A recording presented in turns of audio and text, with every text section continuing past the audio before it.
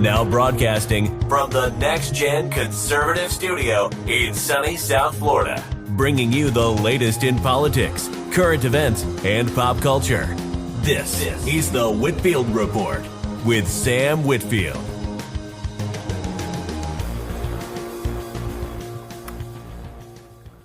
Holy shit, Rumble actually fixed their studio so that the video plays finally. Wow. Holy shit. Epic. Just in time. Just in time.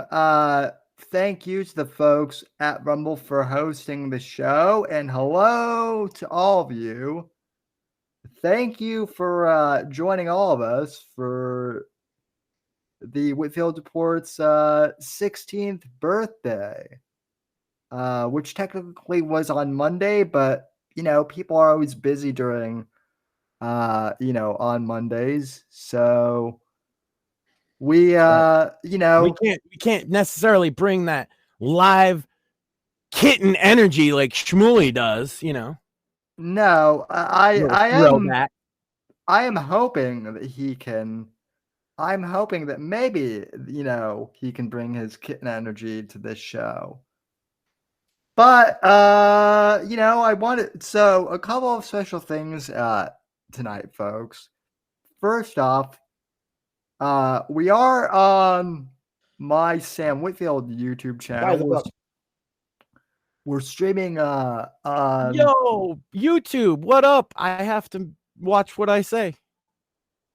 Would have been nice heads up before we were live on air, and at least you did it before I said something that gets us banned again. It's gonna be Sam. If we get banned again, it's actually gonna be something Sam says. My channel is gonna be at one point we will go Rumble exclusive probably. No, that's a scam. Pod Awful got banned for that. Oh wait, we don't charge any money. I guess we'll live. Yeah, well, buy the book.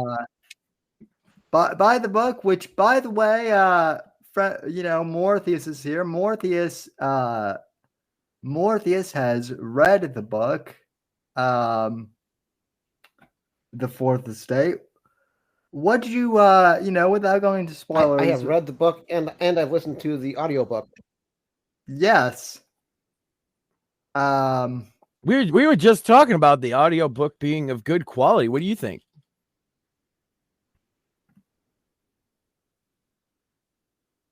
Riveting. No. Yeah,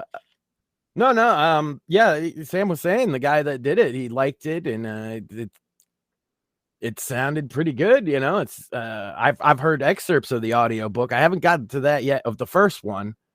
I read the first one, obviously.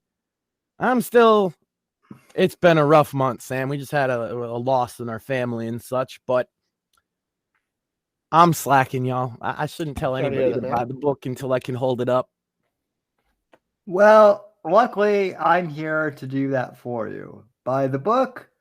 Liz Antoinette on YouTube says, "Hi, Sam. Congratulations."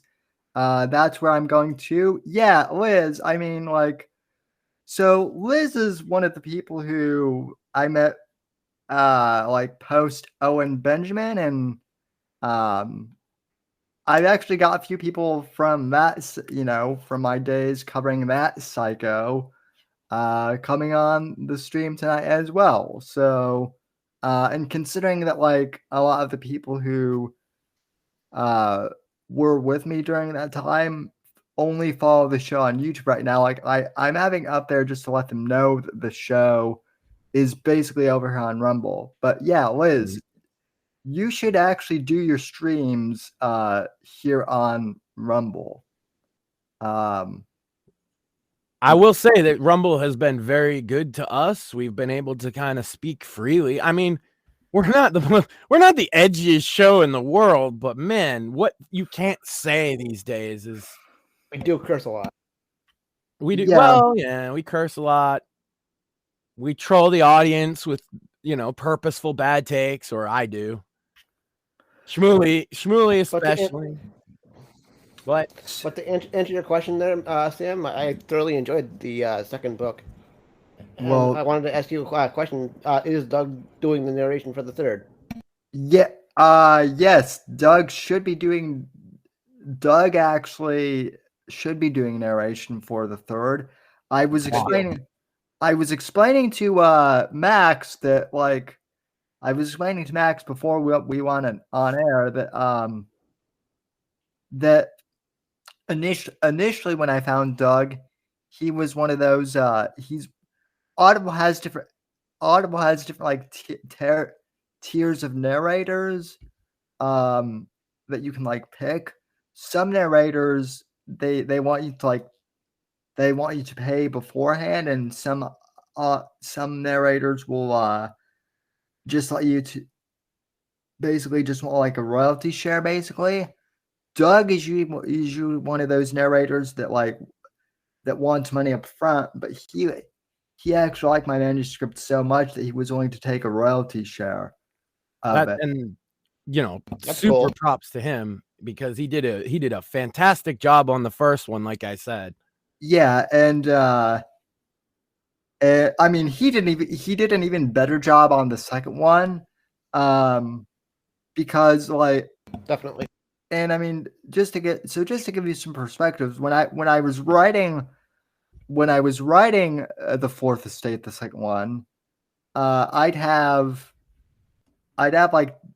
text to voice read it back to me. So like even with like realistic AI voices, you can still tell it's AI, right? But Right. when Doug got in and was like reading the books, I'm like, it's like, holy crap, this guy brings my work to life in a way that even like blows me away. And I wrote the story. So yeah, I mean, book 3, I'm working on that now. If you've read book 2 to the end, you already know what the third book is called. And Morthis being a music guy, I'm sure he could probably appreciate the reference I made there at the end. Well, Sam, Absolutely. I love that reference. Hopefully. I have something that we could bring for your big anniversary. What did I say yesterday? To the audience that's not privy. If you're not in the Whitfield Report Gilded server, that's a great place to keep up and chat with us. We have lots of fun. No pressure. Anybody wants to join, it's fine. I'm pretty sure the link's in the description, right? Yeah, the link is in the description. I said to Sam, well, if it's the anniversary, Sam, we need baby Sam. We need to look back at the history and take a little look at Sam from 2012. Does everybody want to see Sam in 2012 do the intro to this show? I certainly do. But before we do that, I want to. While you do your spiel, I'm going to send you the link. Yes. Before I do that, though, I do want to give a special shout out to Liz, who just came over from YouTube, and she has also donated $5 here on Rumble. Congrats! Thanks for everything you did to expose Big Psycho Bear. You're welcome. It was a group effort, and we'll have some people on the show who can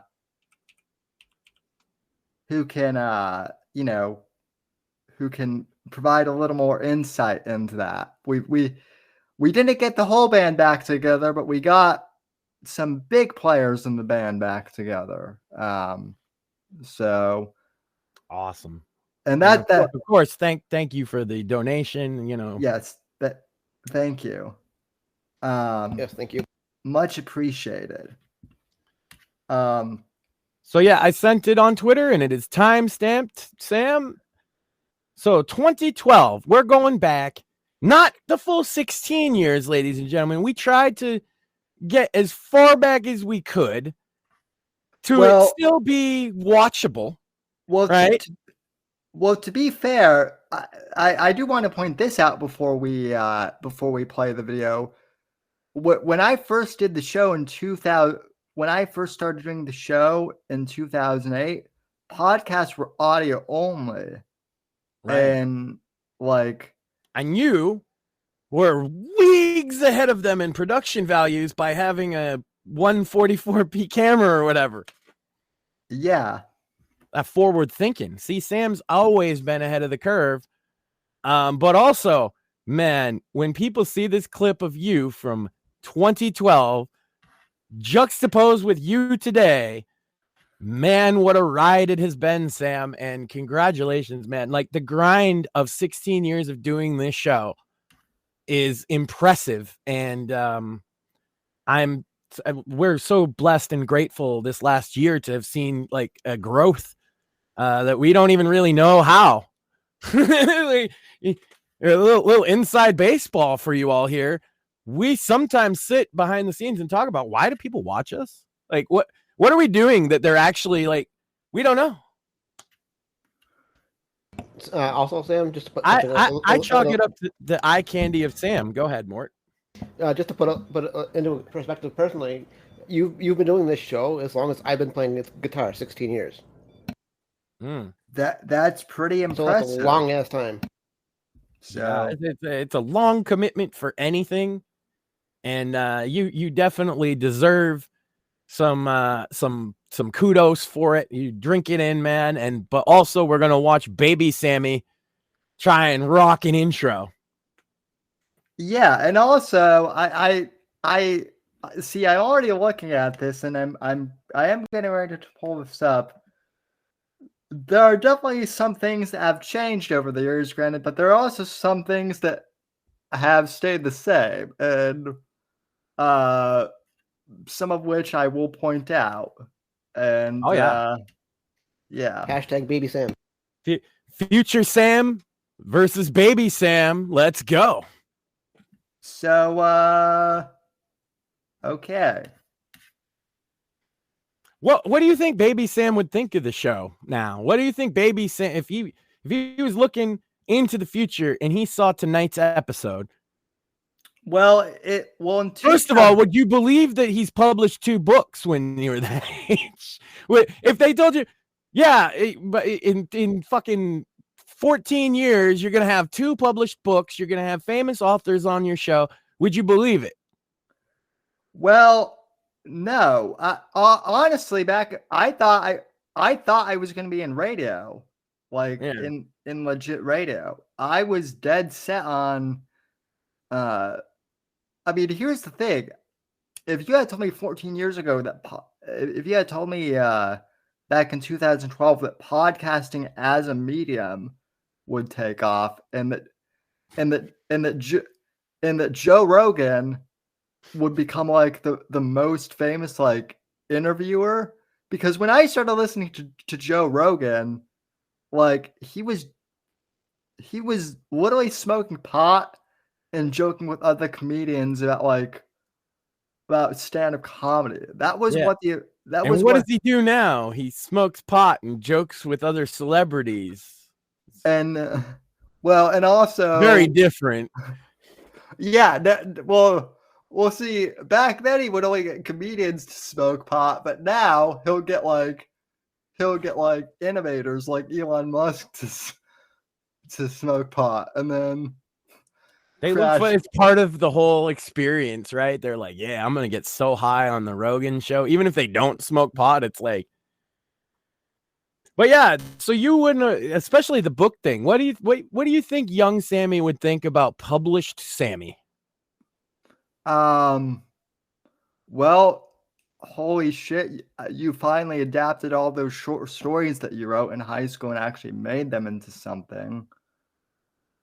Wow. Okay, before we even hit play, ladies and gentlemen, the fresh face. No, baby face him. He's a bit rougher around the edges. He's seasoned. He's been there. But look at where it began. let's fucking go. What do you have to say, Sam? What do you think about the fresh face, Sam? I You mean, liking the look? I mean, at this point, I was like 17, and I still looked baby faced. My girlfriend at the time, even when I was 18, said that she didn't want to be seen in public because she didn't want people thinking that she was with a minor or Man, something. that's rough. When your Yeah, baby face is so bad, the girl's like, look, I love you, but I don't want to get looked at like a pedophile. yeah. Like you're a bit. I know it's not that, but it taking looks advantage of the that. cripple. No, but here's my thing, right? Look at the hair, perfect, impeccable.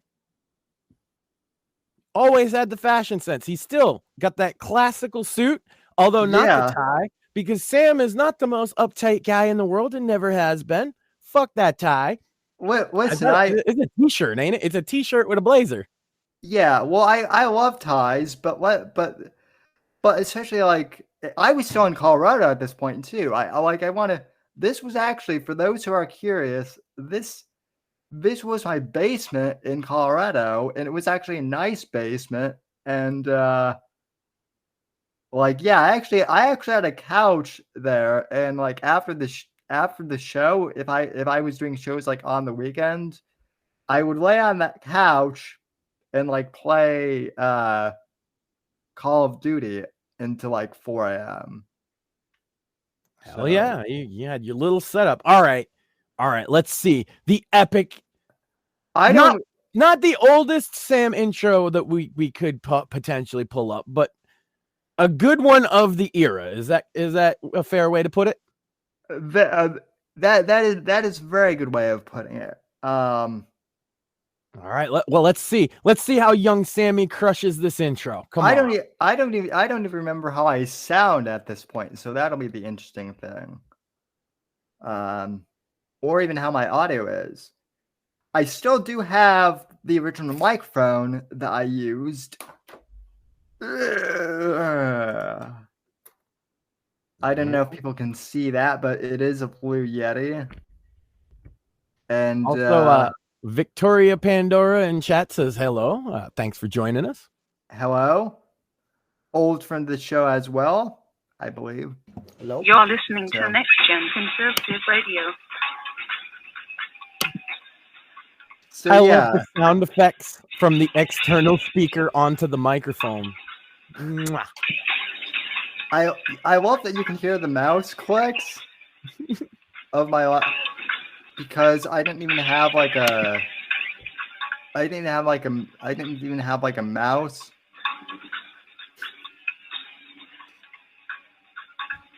He's like, you have entered the analysis zone, a place where political correctness is non-existent. Critical thinking is required and conservative common sense reigns supreme.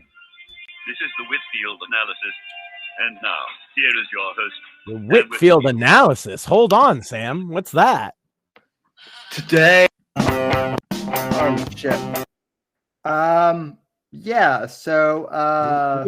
It was at like 150 or something. But yeah, Whitfield analysis. Was that the old name? Yeah, that was the old name of the show. And because what I would do is I would basically do it. So I was on Blog Talk Radio, and back then on Blog Talk Radio, you only had an hour, or I think 45 minutes, to do a radio show like on the 3 count. So I would basically do like a news analysis show, hence why it was called the Whitfield analysis, and then like. I kept the name the Whitfield analysis for a while, but then once I moved here, like people started calling it the Whitfield anal. So I changed the name. I'm like, what sounds like a good name? And I'm like, oh, the Whitfield Report. So yeah. What I like there is you knew you had your audio intro, right? And you would never do this today, but you're like, okay, I'm going to play that again from an external speaker into the mic, right? Because we were high tech back then in the early 2010s, you know. Yeah. And you wait for the whole thing to play through with a straight face, like, yup. Mm-hmm. Okay.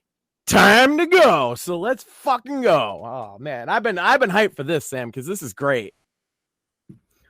Well, and it also, like, the other thing too is YouTube didn't even have like video streaming back then. So what I would do is I would use a service called Ustream .tv or something, and then upload the video from there to YouTube. So yeah. Your host, Sam Whitfield. Today is a day to remember Andrew Breitbart. Today is a day to remember Andrew Breitbart. Folks, how are you? Sam Whitfield here, broadcasting live from Next Gen Conservative Studios, hosting the Whitfield Analysis on Next Gen Conservative Radio via Blog Talk Radio. So yeah, that's the my voice really hasn't changed at all. Nope. But you've become much more comfortable. Really. Yeah. I mean, yes, to be fair, for those asking, my voice literally never cracked. I went to bed one night with like a little kid's voice when I was like in 6th grade. He's like, "Hey, Mom." Wakes up, "Hey, Ma."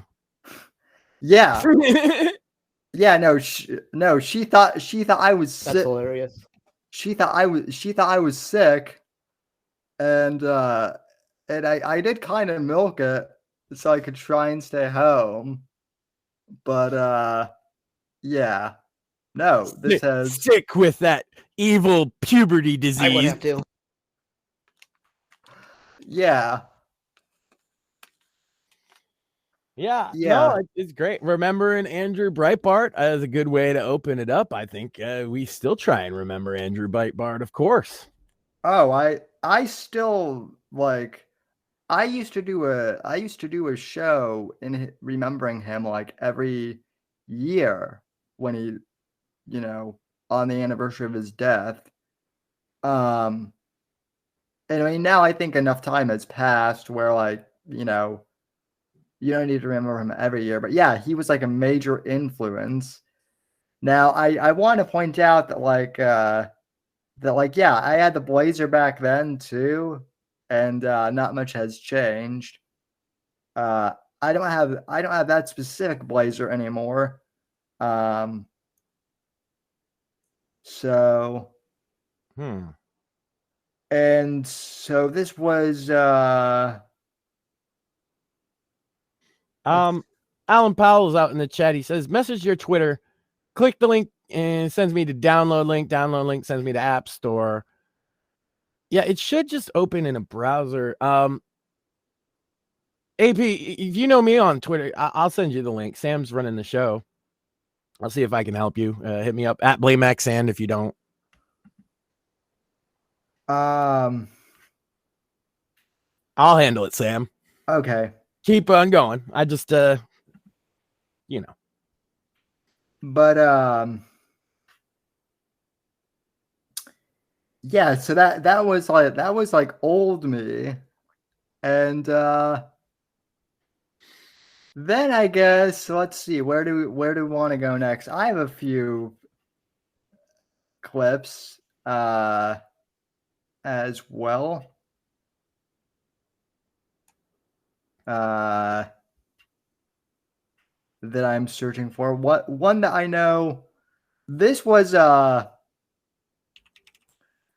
clip that I got, like, this was like one of my first clips from when I was here in Florida that like kind of went viral. I did like a whole rant about school shooters and how the media gives them too much attention, which I still stand by. I got raked over the coals for this one, but you know, I still think I'm right on this one. So I do too. Trying to keep up with chat for you as well. Liz Antoinette says, "Oh, you guys are on Twitland too." Yes. His is at Sam_NGC, right? Yeah. And I'm at Blame Maxan. You can blame me for all your problems.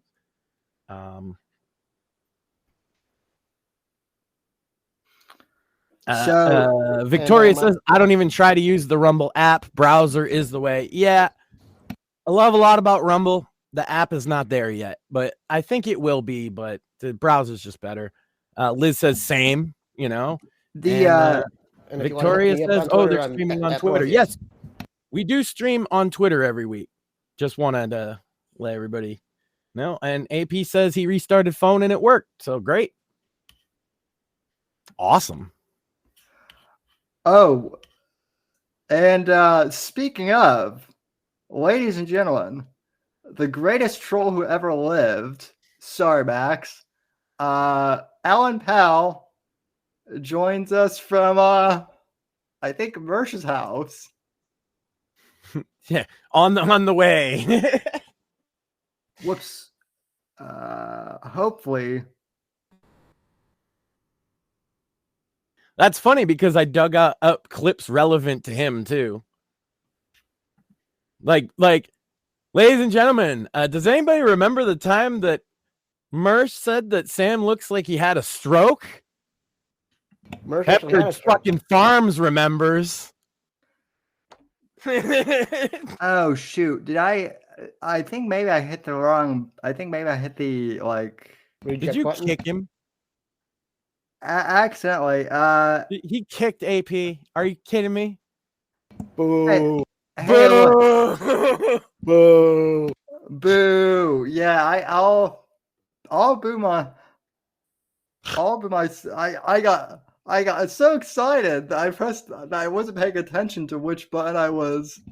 I don't even know AP yet, but boo! Yeah, that's great. Well, as you can see, in all of those years, we've become extremely professional over here. Oh yeah, totally professional. We exude professionalism on the Whitfield Report. Most professional, most straight laced, no bullshit. You know what? We're a serious news program. Let me do this real quick. This is gonna cause massive chaos here, but I don't care. Let it burn, Sam. I'm going to turn off the I'm gonna turn off the approval. Oh. So now Max. That's dangerous. So now Max or Morpheus could send the link out and Right. Hold on. Yeah. 4chan.com/ Damn, next. Or kiwifarms.com. That was my next one, yeah. Let me just go in the Pod Awful Discord real quick now. And that wouldn't even work because they all like you. Yeah. Got one over on Mersh. That's enough for them. Well, plus you can take a joke. Well, I was actually going to queue up the or the sweet baby detected gilded. I'm already in the Sweet Baby detected Same here. Gilded. Yeah. Poor Craig is he's like the busiest man over there now. I loved that though. We invite Craig on because we're like, well, Craig knows about this stuff. He could talk about it. And then we find out he's like the Generalissimo of Gamergate too. I'm like, yeah. I loved it. Yeah, we're like, okay. we're like Craig knows about Gamergate 2, and it's like, no, Craig is Gamergate 2. He's at least like a key player, and we didn't know that. Because we're journalists, you see. That's the excuse, Sam. We're journalists, so we don't know stuff. So it's okay if we get it wrong because we're journalists. You know, that's like sad about journalism too. What? That the word itself is now equated with liar? Yeah, because like when liar and or shill. Because like when I started the Whitfield Report, like I was like, hey, I'm a journalist. Like I tell the truth, and like, hey, I've got my nice tweed jacket, and by the way, like, fuck the atheist community for like hijacking the tweed jacket and fedora thing and making it like into a spurgy. Well, no, it was always a little spurgy, but they just brought it to the forefront. Yeah, but, get away with it. And hey, you can still get away with some of that stuff, right? Look at Review Bra. Yeah, that's nobody looks at him like that, you know. I think you got a classic style, Sam. I think it's been proven. We've gotten lots of great reviews. I told you we could talk about something real quick. You went to a concert last week. Went on a little trip. I did. I went and saw the legendary Pat Metheny, which I love. I love that. The newest lore is that people are like surprised that I like jazz, and it's like, yeah, if you follow my lore long enough, I've talked about Pat Metheny on the show for years, and how back when I used to be able to play music on the show, I actually like played his music on my old radio. Like DJ, like music portion of the show, which I can't do anymore. One of my teachers back in college was a major jazz musician in the area. Okay.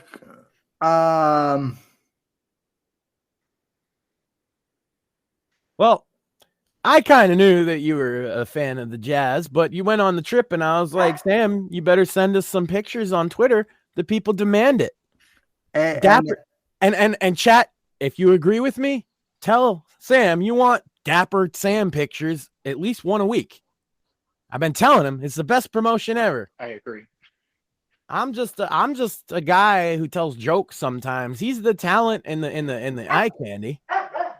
And he doesn't give us nearly enough pictures of him in his suits with his fucking son. God, how much money you spend on them suits to not be taking good selfies? Jesus, Sam. Well, no, you do take good. That's the problem. You do take good selfies. You just don't take enough of them. And it's good for the show, man. Yeah. Well, you know, you're right. What can I say? That's right. So the ladies need it. There's demand. Well, the ladies are all over on Instagram, which is where. So. Oh, and you do post on Insta. Oh, so I'm just out the loop because I'm not an Instagram guy. And oh shit, we have Allan Powell on the show now. You didn't kick him again? No. Awesome. But you know, he kicked Mersh's ass, like majorly. Yeah.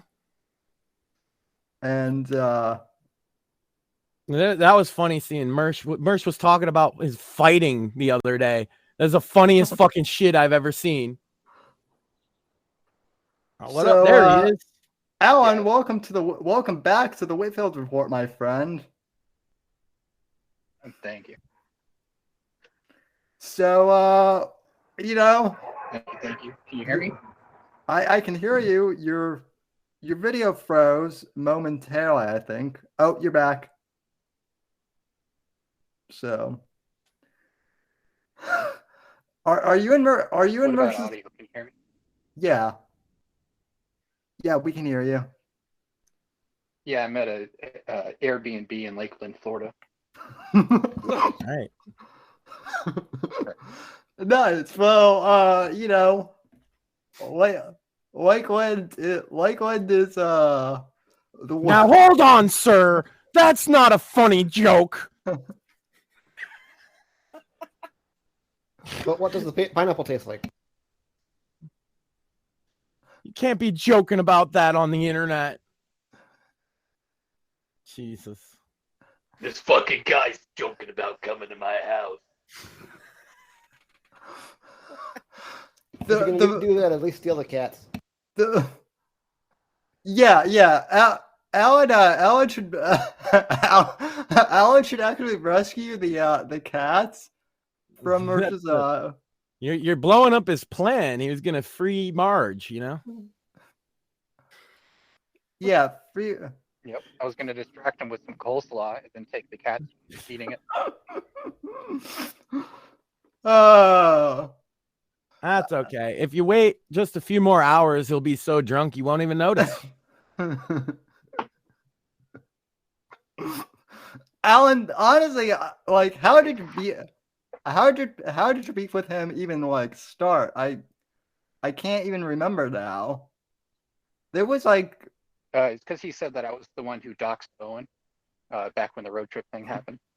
And I was like trying to tell him to retract that. And then he just kept doubling down.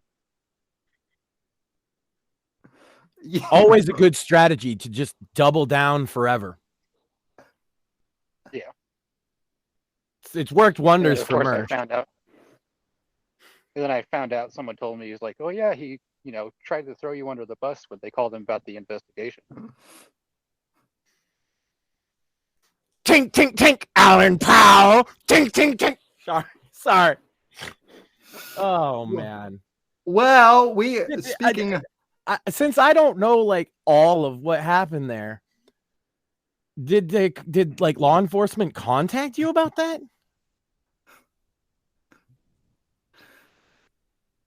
Or I don't. Yeah, it's because that's such a. Here's the list of people on the internet that I think are out to get me. Like, I don't particularly think of a cop saying like, yeah, this is something I need to really look into.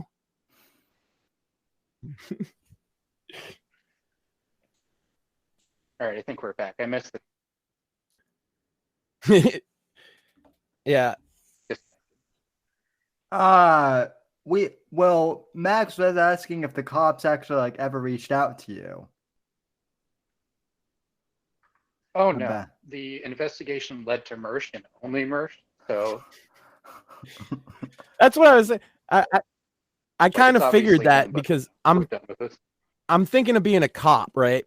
And I'm sitting across from Mersh at the police station, and he's like, "These people on the internet, they're out to get me. Every last one of them, I swear. They're coming to my house and they doxed me." And the cop's just like, "Uh-huh. Are they in the room with us right now?" That's great. It's just so silly, yeah, you know. Like, well, supposedly the report came from New York. Like, they tracked the IP, and he happened to be in New York to meet family at the same time. But supposedly it's not him.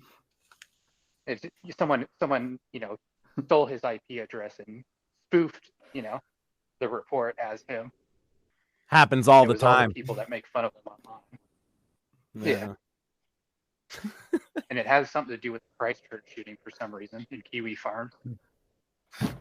The funny thing is, for him to explain the lore of what's actually happened with him on the internet can't not sound schizophrenic to like a completely objective, never heard about any of this. It just sounds insane because he is kind of insane, but that's probably why they didn't, pursue charges, because they're like, we can't convict him. He's clearly insane.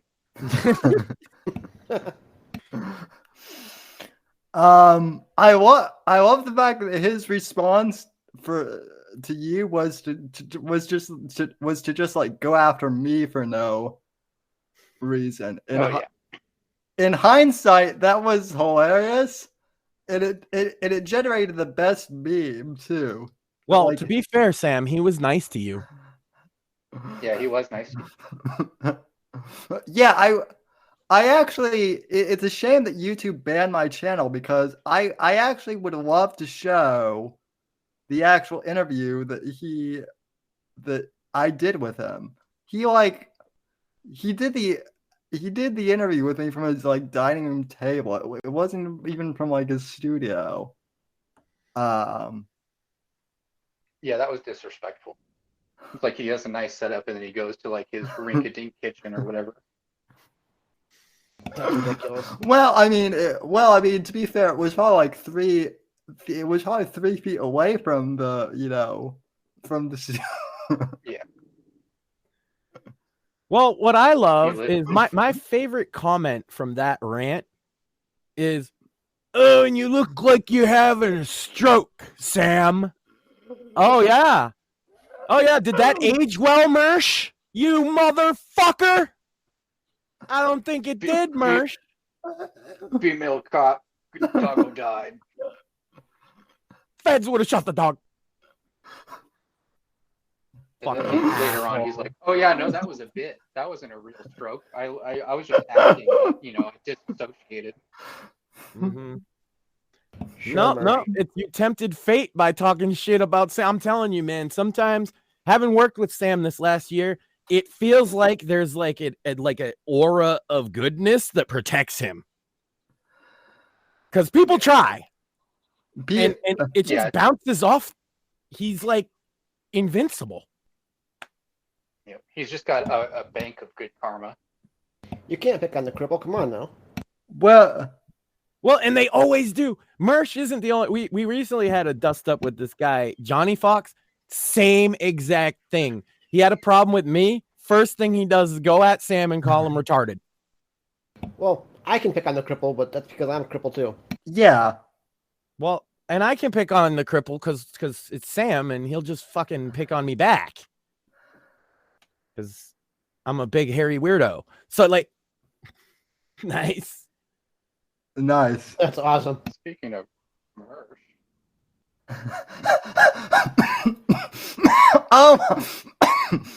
oh my God, that's amazing. That's iconic right there. That is iconic. Well, I mean, I got better products than his own fans do. Yeah. You should just start advertising it to the fucking ROTC fan. They still have a fan, right? Yeah. Yeah. Just the or two, one. yeah, Zen Rhino. Didn't Zen Rhino get like kicked from their community though? The last time I heard, like he got excommunicated or something like that. Probably. I don't know. But See him in his chat. he does pay pig. So that doesn't mean, like, if you're a pay pig, you can't be eternally banned from Mersh because eventually he's going to get gambling debt or he's going to have an alcoholic fit or he's going to need some money. Yeah, well, I mean, now he's getting so desperate that he wants to like hook up with like an older guy for money. And hey, he knows his value. He knows that there's some older gay guys out there that would pay him good money to suck their dick. And Mersh, as far as I understand, is what I've heard, is a top tier dick sucker. So, you got to lean into your skill set. I mean, just as long as Allan's able to save the cats. Yeah, they don't need to witness Mersh's homosexuality. Proper. Hashtag save the cats. So he's the one that gave Louis the feline AIDS. Probably. Confirmation, chat. He's 100% fact he's now. the only human carrier of feline AIDS. Yeah, and then so I saw It's that because you're he's a giant pussy. well, yeah, that and logic checks out. yeah. he I guess he got roasted on what are those podcasts, or I guess that didn't go well for him. Shocker. Yeah, he gets invited. He's like, I totally made it. These guys are fucking inviting me. They're not gonna make fun of me. And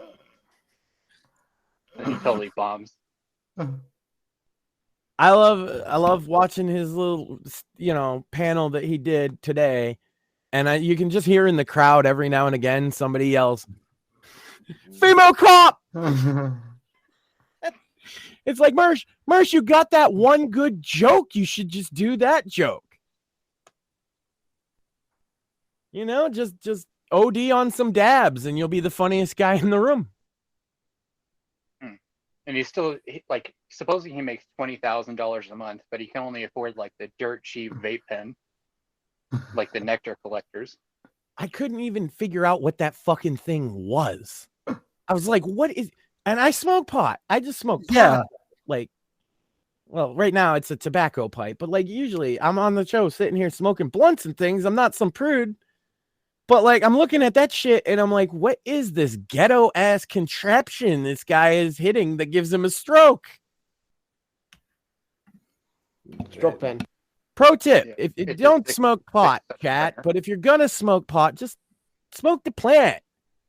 It's pretty cheap if it's legal. Don't break the law. Yeah, flowers. Well, he's hardcore into anything.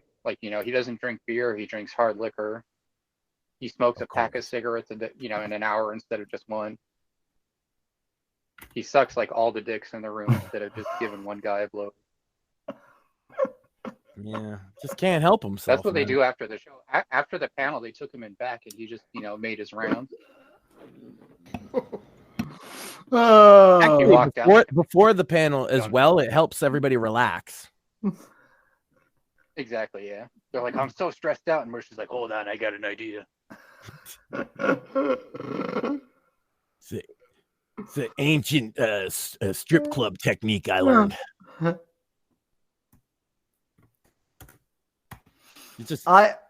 Sam's anniversary just turns to shit on Mersh Day because fuck Mersh.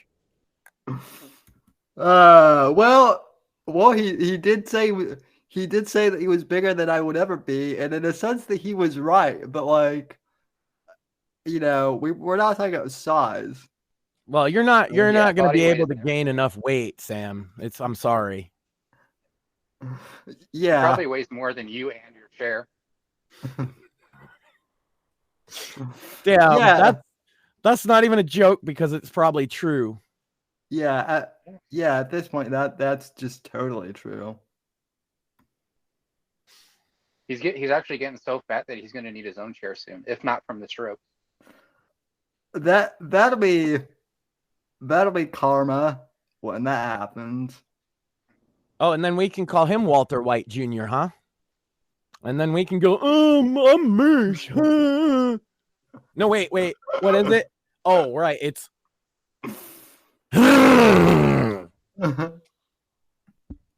Female cop. Female cop. Gun You drawn. don't want to do a Mersh impression. You lean forward, kind of tuck your neck in like the penguin, and you bend this finger. You go, why is this the way that things are? Have a fundamental misunderstanding of human nature. But think that you're like the encyclopedia and can give advice on every field of life. Well, he's done everything. I mean, don't you know? He's been a strip club. He's been a strip club owner, a radio DJ. He was a Listen, driver. man, I was a cop for 5 years. I know how the criminal law seems. I was dealing drugs at the same time. Now I was also a masseuse. I was a tax preparer. What else? I was a gambling aficionado. I can make thousands of dollars. Man of many skills. Years as a child. Yeah. Yeah, I like how as time goes on, it's just he's coming up with histories that can't be verified. Well, that's why he did the whole thing about how, I got into all these fights. I'm like, oh, now Mersh is a professional fighter too. Oh yeah, you saw that one. Yeah. Yeah, as he waddles away from baked Alaska. Which that's the other reason why he got mad at me too, was because I laughed at that when like the whole entire internet was. Talk Anybody would about. laugh at Well, I that. think the biggest thing he was mad about is that I was still allowed in your chat. Yeah, because I've been around far long. Like the Whitfield Report has existed for like far longer than ROTC has. It'll probably last longer too. Yeah. Well, and at this point, like I've actually probably made more money. Or no, I'm sorry, I've retained more money than. Yeah, retain more money. That's a much better way to put it. Than they. You But retain money, to he retains weight. be fair, Sam, that's like what, $3? Yeah, but like You only have to retain $3 to out retain Mersh. $3.75. Yep. Yep. $3.75 was life changing to him. He's got to remember that. Life changing money. Wait, so that was $3.75. It wasn't $375. Well, 375, yeah. That's a life changing amount to him. He could like change his whole life with that amount. It's like normal person, $400, let's say, $400. Is that life changing? No, I pay a bill. No. Or I buy a toy. Yeah. Like, no, it doesn't change my life fundamentally, except that I have one less bill to pay now. Thank you. Merch, though. And what's funny is that he got the money. He got that money, and it was still didn't change his life. Well, maybe No. he just overestimate. Maybe he just got the number wrong. Maybe it was 325. Yeah. It was 376. That's what changed it. That $1. That's it. You know what it is he should have just taken it all to the casino and doubled it. Well, Yeah, 'cause he's still great at gambling. but wait, Max, he already did that with his Rumble bonus. I gotta keep my Metro Gold card, you know. They give me $100 in free play every time I waste $4,000. I was literally just gonna mention that because that's like the funniest bit is him talking about like the high roller shit, and I'm like, man, you are the biggest fucking mark in any casino you walk into, aren't you? Yeah, Just an absolute, like, they're like, oh, we can get all this guy's money in about 10 minutes. That's why they treat him so well. They're like, sir, right this way. Do you need a drink? How would you like an extra scotch? We'll bring you two. You can double fist. Oh, you want to smoke in here? Go ahead. Yeah, I mostly worked security in like the music industry, but I've worked at casinos too, and you're not even kidding. They tell you, especially if you're security or your floor staff, like they teach you to spot the mark, and Mersh walking in that door would get spotted by everybody there. And then they'd all be like, oh, yes, let's get you over to your favorite chair. Mm-hmm. Oh, yes, all these hors d'oeuvres are free. Don't worry about it. Don't worry about it. You don't got to pay anything. You're awesome. We love you. Here's a drink. In fact, do you need 6 more drinks right now? Somebody get him 6 more drinks. You know what? Just forget the drinks. Just bring him a big bottle and just put an IV right on him, you know? That's gonna be Mersh's next arc is just having like IVs of like booze. He's got his veins like both arms and legs and his knuckles like filled. They're like one has IV, one has liquor, one has ketamine, one has Adderall. He's got He's got like a volcano, but it's not for weed. It's for like cigarette smoke, so he can just sit there and inhale huge bags at once. And he's still streaming, of course. Yeah, like in all seriousness, like he's actually in worse physical health than I am. So I don't see where he gets off like, oh, this is why he hates you, Sam. You're crippled. Yeah, well, I might be crippled, but like He's worse off than either of us. I don't fall down from dabs and like say, oh, that's normal. Yeah. Well, it is normal for him. Imagine he's been having mini strokes for at least a year now. Yeah. For him to just pass it off and not be like concerned, like maybe I should see a doctor tomorrow. Like literally, like maybe the ER is the place for me tonight. I'm gonna end the stream. Like this is like smart Mersh. He's like, I'm gonna end the stream. I gotta go get checked out. That reality Mersh is less fun though. Yeah. I bet you he got all lightheaded and started seeing like Tweety birds, stars, and all that. It was like the cat piss South Park. He was like riding on a dragon through space. He just came back to reality where he's like in his tiny little Section 8 home that smells like cat piss and cigarettes. That's what it is. The cat piss is probably what brought him back around. Like smelling salts. I think that's probably why he hits it so hard. He's just trying to return to that state. I'm chasing the dragon, man.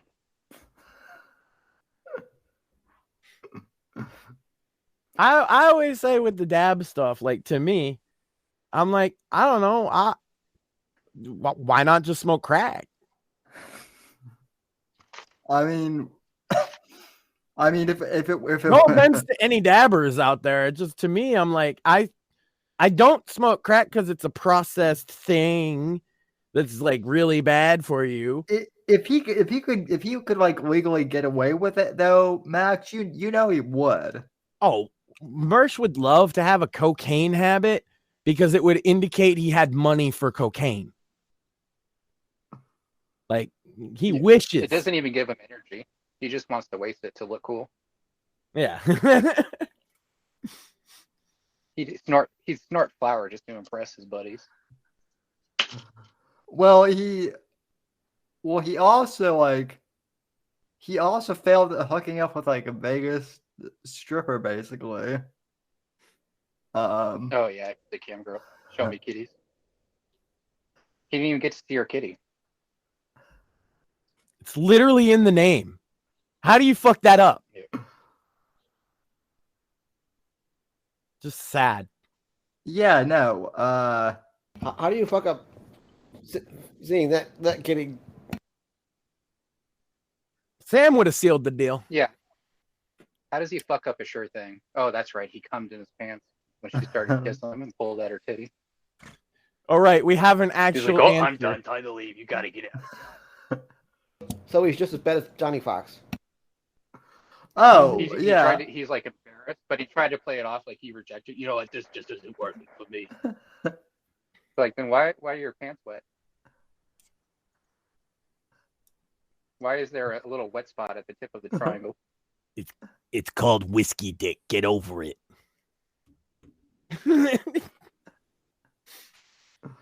Uh, It's the Adderall.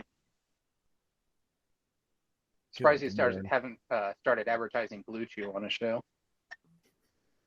Oh, Alan, you probably just gave him an idea for that. It's like, you ever seen a 3-inch isosceles triangle?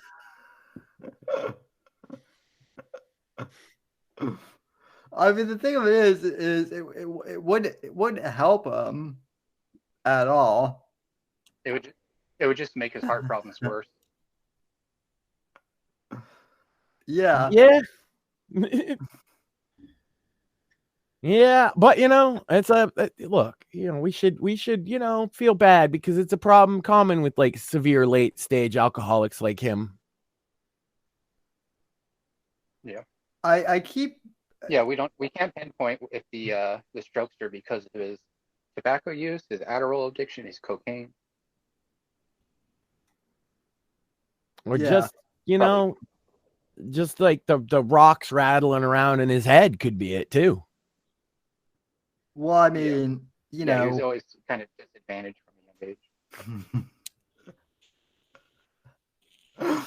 see, Alan's actually being nice by saying he was disadvantaged, but like, let's be honest, he's the retarded one.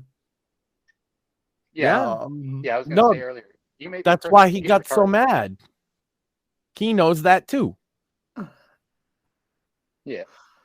Yeah, well, I pointed out the fact that you like drove in a circle around, like, what was it, your cul-de-sac, and Yeah, it was like a 4-block radius.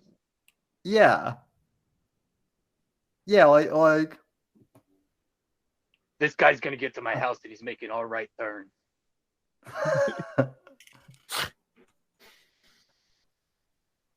I think I recognize that bush. Lord.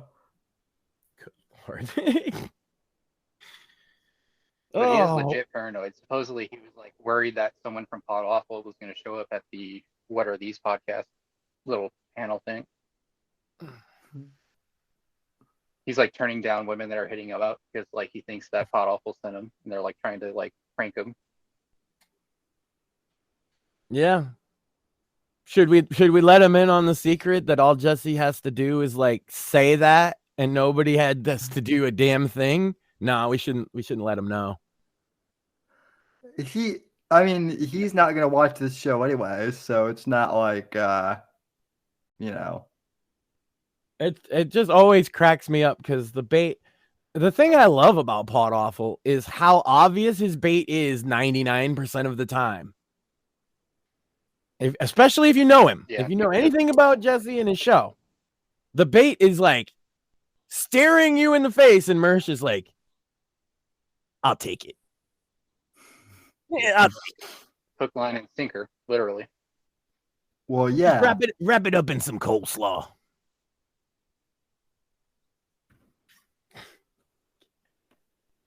Can I get some pulled pork sliders, but just coleslaw? Cold the pulled pork, extra mayonnaise because it reminds me of something else. Do you have any mayonnaise kind of turns sour with like some fish juice in it?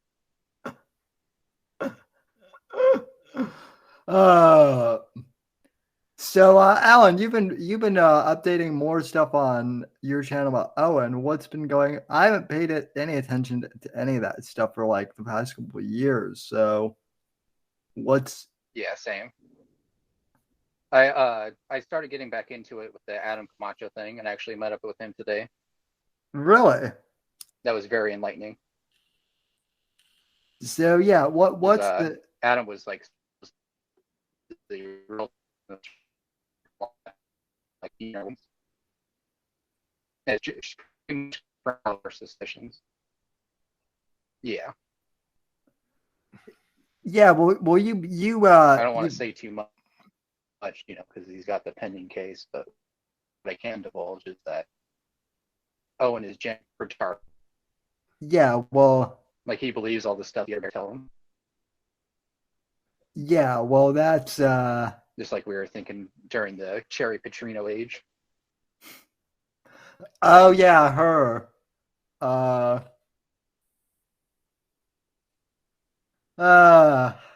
Yeah. I all I can remember about her is that she killed her baby. So fun. But I think and I guess Mersh swatted Alan. Oh God. So. He caught him outside trying to grab them cats. Yeah.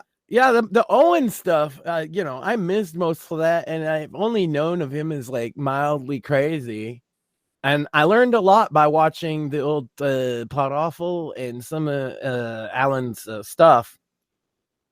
I still think I missed most of the picture, but I get the idea. Well, he went completely fucking schizophrenic, is my understanding. Yeah, pretty much. Yeah. I mean, Porcelain did a documentary on him about like 5 or 6 years ago now that is pretty. That like pretty much covers the whole entire thing. I know they let him back on Twitter after Musk, but that's about where my knowledge of this fucking guy ends, honestly. Yeah, they let him back on Twitter, and then I simply said welcome back, and I immediately got blocked. Based. So that's hilarious. Yeah, he proactively blocked me. So. Yeah, he like it was the first thing he did after. Yeah, and then I went over to Coddington's account and was like, unblock me on Owen's account, you faggot. Sam, we are on YouTube tonight. I was gonna say. Oh shit! Yeah, that's right. I'm an F slur. Here comes our band. Yeah, I'm the one over here. Like, I'm gonna get us banned on the YouTube. Sam's just casual. See, everybody thinks. Yeah. Everybody thinks I'm the instigator here, but little do they know. Sam's got some devil horns. Oh yeah, well, he gets up to some shit. Well, that's the thing. Is like is nobody wants to fuck with me because I'll fuck them right back. So. Not fuck with him. Sam will fuck with them. Fuck with him. Sam will fuck you. Just so you know, if you fuck with Sam, he will fuck you. Sorry, Sam. It's just too funny. Yeah, no, well, I mean, if you're I'm clipping that. I mean, if your name name fuck with me, I'll fuck him, says Sam. Come on. This is why you get the big bucks, sir. If your name, if your name is Laura Loomer, nah, never mind. That wouldn't even be worth it. Then I do find it interesting that all the women like that Merce says like this is a fucking dime piece. Like they look half like a man, if not more. It's like female wrestlers that are like have huge Adam's apples and can't cyber outrage. Like, Yeah. Before we completely ignore chat, I forget what I left off on, but Victoria Pandora says, matters not to me. I'm here for Owen Benjamin content. Well, there you go. We got some of that. She said, awesome. She also said the Milker Nation 10-part documentary is on Rumble too. I'll probably watch it on Rumble then.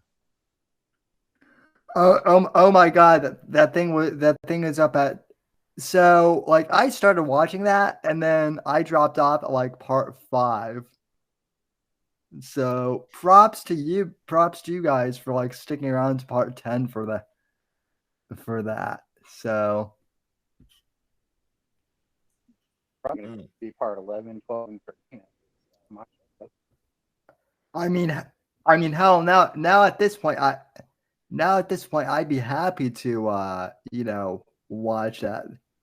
Enough time has passed that like it's actually interesting to me again. Well, it probably wasn't smart for Owen to burn bridges with the guy that makes the documentaries, because the guy makes documentaries. So. I did not know that. Yeah, I mean that Adam was the like he did the filming for the skits, all that, the skits, the documentary, and he had like plans in the works, but now those plans have shifted a little bit. The new guy who he has like the Joe that Joe Gagnon guy is actually like one of my old listeners from like back in the day. I don't know how he went over to Owen's side, but whatever. Yeah, it'll be only so long before he burns that bridge too. Victoria Pandora says, we thought it was protected on YouTube, but not after Susan left.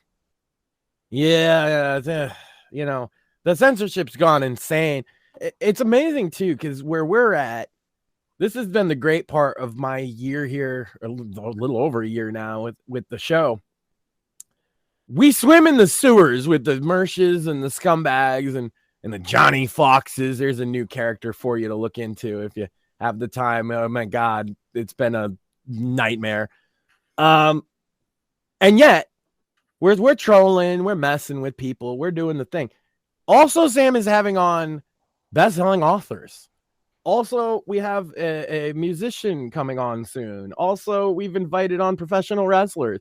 So, like, I don't know what's happening, but it seems to be working that we're both trolling and talking to, like, creative people. Like, that's the show now. Oh yeah, that's the thing. Is like seem to be doing something right. Is Mersh like says that he's a Val Venus fan, and like I'm actually gonna have Val Venus on at some point. Yeah, he's been pretty cool. I just figured I'd ask him, and because he's I told him I don't want to talk about fucking wrestling. He's got some really interesting takes on politics. Let's fucking go. We'll rile some people up. That's fun. We're just out here having fun. And selling books. And selling books. Sam is now a book salesman. I don't know if you knew. So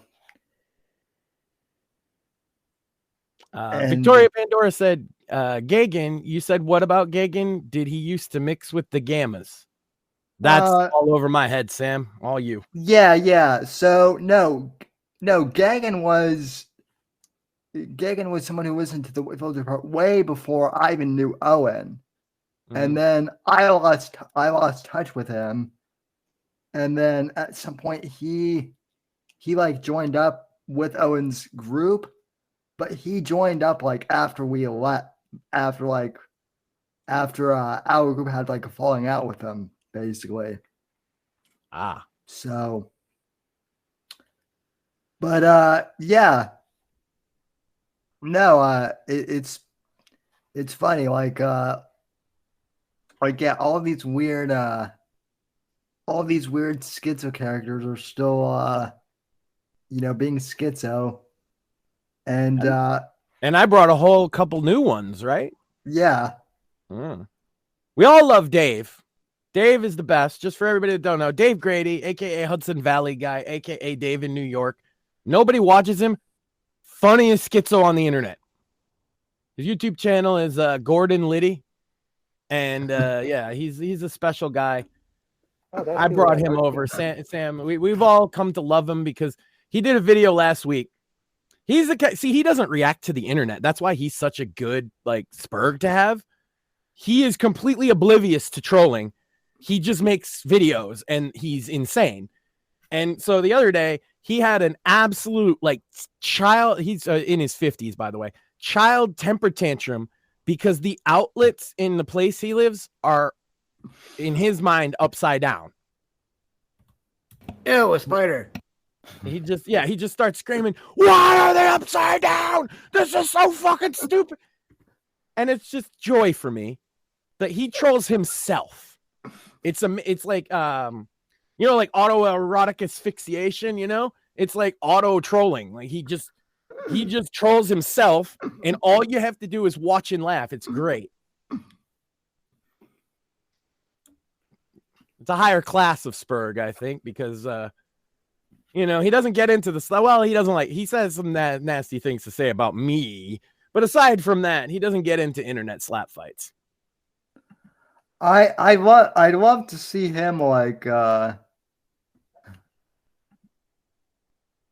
love to see him face off against Mersh though. Like he's definitely a lot bigger than Mersh, and I don't just mean fat. I think Dave's like 6'2" or something. Dave. Yeah. I'm actually like trying to find one of his videos now just for. Oh, I'll get you. Do you want the I am not a pedophile one? Well, I mean, it is on YouTube. It is. It's been on YouTube for like 15 years. Hold on. Dumbass Dave meltdown. Let me grab that for you. There we go. I am not a I guess the only context that you might want is he was arrested over this video because of the very clear and specific threats that he makes. But this is my defense of Dave in this video. I sent it on Twitter, Sam. They called him a pedophile on Craigslist, and he denies it, and I believe him because I feel like the appropriate response is what he said, which is that he was going to kill the people that said it. He also, at one point, he lays out his logical case in which he says, and I quote, that I have not had sex with anyone. Well, there you go. You know, that seems like a reasonable excuse. But it's what he's kind of most famous for. He also got into like a internet beef with Jacqueline Glenn, the like atheist, whatever, because he said that she's a fraud and a grifter because she doesn't get naked on YouTube. Well, she I did mean, those things, but not for that reason. Yeah, it's flawless logic though. Dave's the man. He really is. I see Dave as like the id of mankind in a way. Like he's just like what you might be if you were unchained. Attention, Mike Gage, and everybody else on fucking Craigslist. I am not a fucking pedophile. You fucking piece of shit maggot motherfucker. Mike Gage, I'm coming for you. That's right, motherfucker. I'm coming to fucking kill you. I am not a goddamn fucking pedophile. I'm coming to find you. And when I find you, you are so dead meat, motherfucker. I'm going to fucking kill you. That's right, Mike Gage. You're going to fucking die. I am not a pedophile. And anybody else who's watching this on fucking Craigslist, I am not a fucking pedophile. That faggot motherfucker Mike Gage is a fucking sick fuck. That's right, Mike Gage. You are a goddamn sick fuck. Mike Gage, you will wish you never fucked with me. Come on. You want some? Come get some. That's right, Mike Gage. I'm going to fucking tear you apart. You're gonna wish you never fucked with me. I hope that you never... Oh, actually, when I find you, you're gonna fucking die. That's right, Mike Gage. I am not a fucking pedophile. You're gonna die, Mike. The laugh. The laugh. Attention, Mike Gage. Was it clear and specific enough? I am not a pedophile, motherfucker. You're gonna fucking die. You wanna know what I have in my back pocket right here? I got something in my back pocket. You wanna know what it is? A jagged edge steak knife. Guess where it's going? Across your neck. When I find you, that's where it's going, motherfucker. I am not a pedophile. I'm coming for you, Mike Gage. You think this is a joke? Calling me a fucking pedophile on fucking Craigslist and fucking HowardShrine.net? Hey, Doc, I want you to listen up and listen up good, Doc. Ban that motherfucker. Ban Mike Gage from HowardShrine.net. I want you to fucking ban him. He's a stupid fucking motherfucker. Ban him! I have no idea what Dave is talking about. And Mike Gage, I can't wait to fucking find you, motherfucker. I'm going to fucking take this jagged edge steak knife that's in my back pocket right now, and I'm going to cut your throat open. You're going to fucking die. You will wish you never fucking messed with me, motherfucker. Mike Gage and everybody else on fucking Craigslist. I am not a fucking pedophile. I have never had sex with anyone. I have never touched a kid. I have never had sex with a kid. I have never even had sex with underage girls. I am not a pedophile. Oh, you're going to die, Mike Gage. Come and meet me, motherfucker. I'm ready to fucking beat you up right now. Come on! Come on! You're gonna fucking die. I can't wait to fucking take my jagged edge steak knife and cut your throat open. You're going to die, Mike H. You are going to fucking die!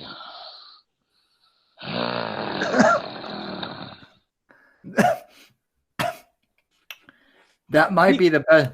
That might be the best wrestling promo I've ever seen. Yeah, well, that's the thing. He's like obsessed with wrestling, and he's still just as funny today. That was almost fucking 15 years ago. And he still does rants like that all the time. And it's so harmless. I mean, well, he did get arrested. He did get arrested for that one. He's learned his lesson, by the way. He does not make clear and specific death threats on the internet anymore. He did make some clear and specific rape threats on the internet a couple years ago. He also got arrested for he threatened to rape his social worker because they cut his food stamps.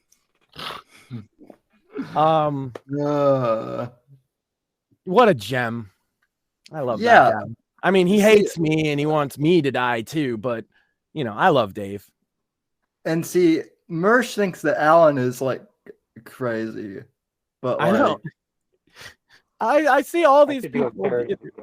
They're all like, oh, these people are crazy. They do this. I'm like, I don't know. I've seen Dave before. If they're not Dave tier, then I'm not really scared. I'm not scared. Dave said he was going to come beat me up last year on the air. I was doing a show. I got him on like a voice call, right? And he said he was going to come down to a McDonald's and kick my ass. And he never showed up. I'm really sad about that. I wanted to meet him. I wasn't going to fight him because I didn't think he would actually fight me. Because he's a giant teddy bear, really. Yeah, despite all the death threats, you know, he really is just a sensitive soul. That's not true. Dave is not sensitive at all. Dave, that energy he brings in that video, he communicates with every single person he meets, including family and friends, and even women he's trying to fuck, exactly like that. I think his mental illness is he's permanently stuck on the asshole switch. You know what I mean? He can't turn it off no matter what, which makes Dave so pure, though, because you can't trick Dave. You can't convince Dave to do anything he doesn't want to do. You can't convince Dave to do things he does want to do because now he won't want to do it because fuck you. And it's really beautiful and wholesome in its own disturbing way. It really is. Yeah, he seems like a level-minded, reasonable human being. Yeah. Well, he once helped us uncover a international cat lady conspiracy, which I think Mersh is actually a part of. Yeah, he was the main culprit. I'd love to see a Dave and Mersh crossover at some point. Well, I think because of the Mersh cat thing, at some point I'm gonna have to do the Dave Catspiracy documentary and tie it into Mersh. Because what happened was some guy was out at Dave's dumpster at his public housing place feeding stray cats. And Dave, being normal people would just be like, whatever, or they just say, get out of here. Not Dave. Dave asked a whole bunch of questions, and the guy, to me, sounded shady.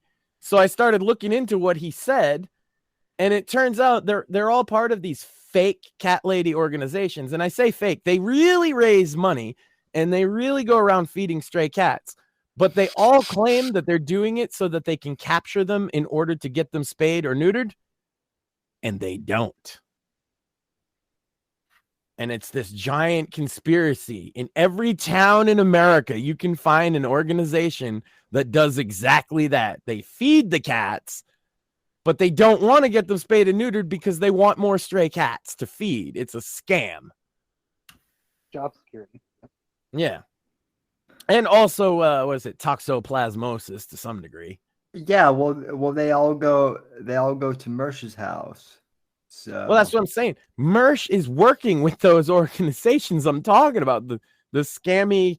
We called them the cat Illuminati and shit. We had a whole bunch of fun with it, but it really is a thing. And the only reason we figured out this vast charity scam is because Dave is just such an obstinate prick. It makes so much sense now, though, if you think about it. That's right. See, everybody's like, it's the elites, or some people are like, it's the Jews, it's the this, it's the that. Nah, it's the cat ladies.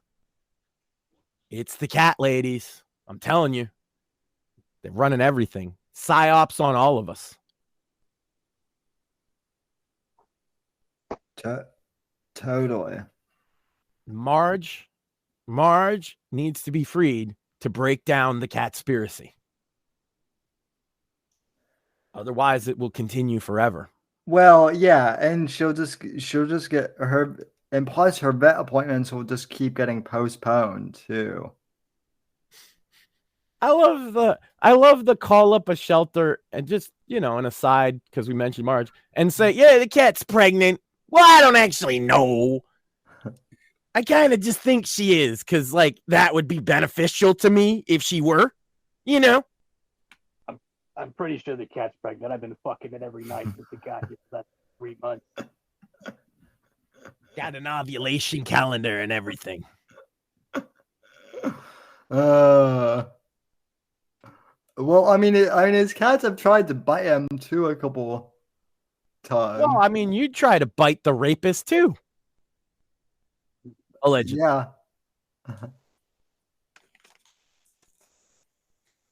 That's what I like to do here on the show. I like to say something really awful about somebody and then just say allegedly, because that's a free pass. You can just say whatever you want. I mean, Allegedly. I would be scared too if there were giant sausage fingers, trying to grab me. Well, he gets pretty fucking drunk. What if they're trying to warn him of a stroke coming? They can smell the changes in his body chemistry. You're like, hey, get to a doctor. Oh, catching up with chat real quick. Victoria Pandora says, yeah, he's a top butt boy now. I think regarding the Gagan, I don't know how to say it. Yeah, the Gagan guy. And then she also says, okay, I got to get back in the kitchen where I belong. Thanks, guys. Yeah, always pleasure, everybody who joined us tonight and every night. We thank you all. So, and I'm trying to see if our other surprised guests will pop up. That they said they would, but yeah. So, geez, it's been. Oh, you mean the guy that those two guys say I stole his spot? I stole his job. Yeah. I've been looking forward to it, honestly. I hope he does pop by. Yes, that guy. The Gamma to the ultimate Gamma, basically.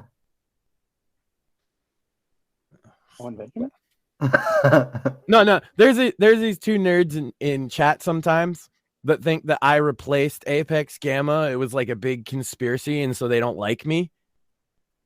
And whatever happened? Well, he had to take some time for personal reasons, and he's comes on the show every now and again now, and we have a blast. And those same two guys don't seem to get we're bros. What are you talking about? But I love those guys. I hope they keep being really, really mad about it. That would probably be the most entertaining thing, honestly. Yeah, but to be fair, they've been outnumbered by the anti-Shmooly crowd now. And Shmooly is one of our other co-hosts that joins in occasionally. So yeah. And then there's just a segment of chat that just despises him for no apparent reason. It's been fun. Yeah, we're totally not hostile to chat. We love chat. That we do. Now, as long as chat's giving, good, real reviews of things, then, not like those fake reviews on Sam's book. Yeah, we've that that we know who that is, so it would be funny if Mersh left a fake review, like, because he doesn't read. So. Well, Mersh's would be like, I was nice to this guy. Yeah, it's all literately written. It's like bad punctuation and like spelling errors. Mersh like tries to file a police report. He only tinks the police. Yeah. Well, what else is he gonna do? Yeah, drink. that's the extent of how much work he'll do. That's his work ethic. Well, yeah. Gamble. He could gamble. It requires money first, but you win some, you lose some. I love that too. Like the streamer culture thing now is to big dick each other over like donation money. That's how it's all become now. Like, I'm a bigger victim than you are. Yeah. I beg for more donations than anybody. It's like, yeah. Nah, that'd be DSP. I don't know how he gets so many fucking donations. There are probably a lot of drug addicts across the country, that are just like him, that like have no prospect, and they're living off Section 8, SSI. That's the thing that fucking tweaks me out. DSP gets 100K plus a year. Yeah. That's what the IRS having for us.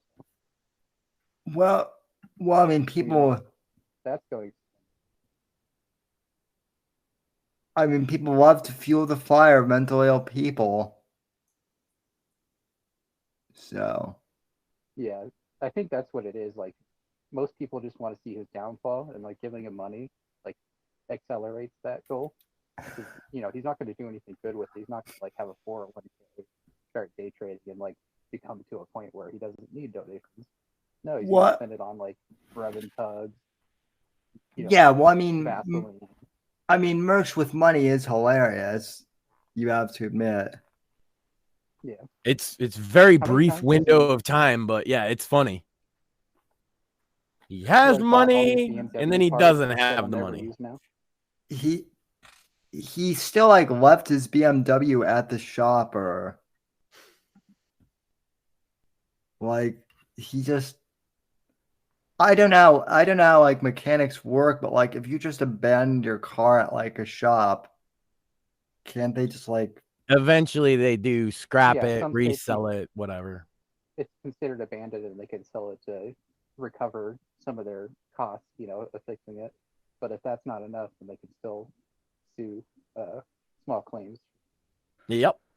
Yeah, well, I mean, Mersh bought like the junkiest BMW ever, so that's why mechanics hate people like Mersh, is because they have to literally take them to court to get paid most of the time. It's bad for business. If you're the guy running the fucking mechanic shop, you got to take the day off, go down to fucking court at least once. Fucking, you're out however many dollars you pull in that fucking day. Yeah, they hate people like Mersh. Oh yeah, easily. He still tried to pretend like, oh, they're letting me store it there until I pay it. They're like, no, it's theirs now. He just doesn't want to tell people that it's gone. He figures you might give him some of his money back if he doesn't sell it yet, because it's such a piece of shit anyway. That's all. But at a certain point, he's gonna get sick of that. Get sick of fucking looking at it. Yeah, and I like how he treats it like it's a status symbol. Like he bought like a M5 or whatever, like a 2024. Like, no, he got a a 12-year-old BMW with over 100,000 miles on it, and it broke down the first week. Yeah, it's like I got a Lambo. Ignore all the body rot. It's the same mentality, right? It's like, oh, I got this old piece of shit, but it's got a brand name on it. It's like getting like a Gucci coat, right? And it's got holes in it or something. Yeah. Yeah, it's big status, you know. He wears a trash bag and he's like, look, it's a new Balenciaga. It's like, bro, you know what's more impressive than your BMW Mersh? Like a 2019 Honda Civic. That's more impressive. That's a bigger status symbol. For real. Prius. A fucking Prius is more of a status symbol. Ugh. That Prius would be a good fit for him if it wasn't so small. Well, I mean, he's already cat lady, so why not like do the Prius thing? Yeah. Well, because he can't fit in one. That's true. We need to get him one of them, like, I know what's the perfect vehicle for Mersh because he likes to kidnap cats and he's a massive weirdo creep and he's fat. A white panel van. Why has he not got one of them already? He can put free cat food on the side. Lure in the kitties. He has, like, you know how people have those Jesus vehicles? He's except for Jesus, well, to like buy me a coffee and drinks and all that. Yeah.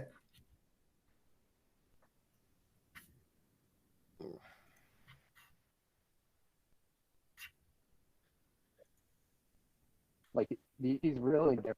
Like those people that like buskers on the corner of town. They're like music and like they've been on the internet. This place stuff. I do have to appreciate. And somehow that makes them better than like a blue collar worker. This is I think the first time on show history that we have had multiple joke Gadsden flags in the background. So I want to give a shout out to the cool people who have the joke Gadsden flags. Yeah. Yeah, this is also the first time we've had 3 people on camera. Oh, is it? That's true. Yeah, we usually always have like the third man out. Yeah, you gotta have some kind of joke Gadsden, right? Whether it be the snack. Oh, there you go. Yep. So we both got the snack going. Yeah. No step on snack.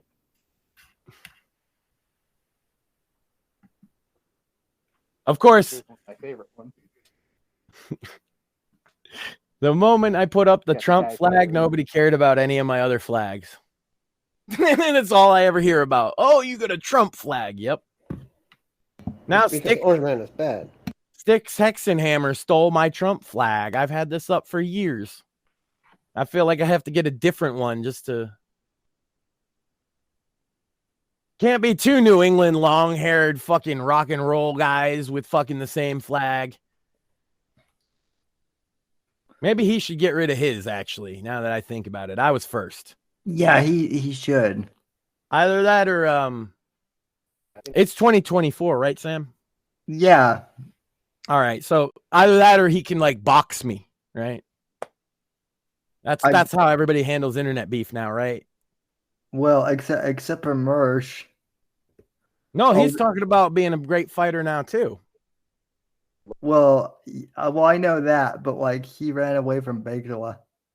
He ran away from Baked Alaska, so right on. Well, I'm just saying, like, you know, if Styx wants to keep the flag, I had it first. I have a valid claim. He can take it down, or he can like fight me for it. That's how internet sells its beef, right?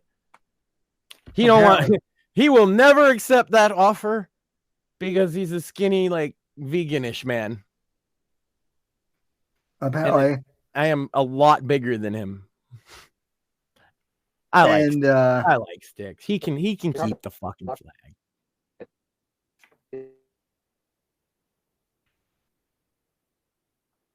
he can keep the flag for now.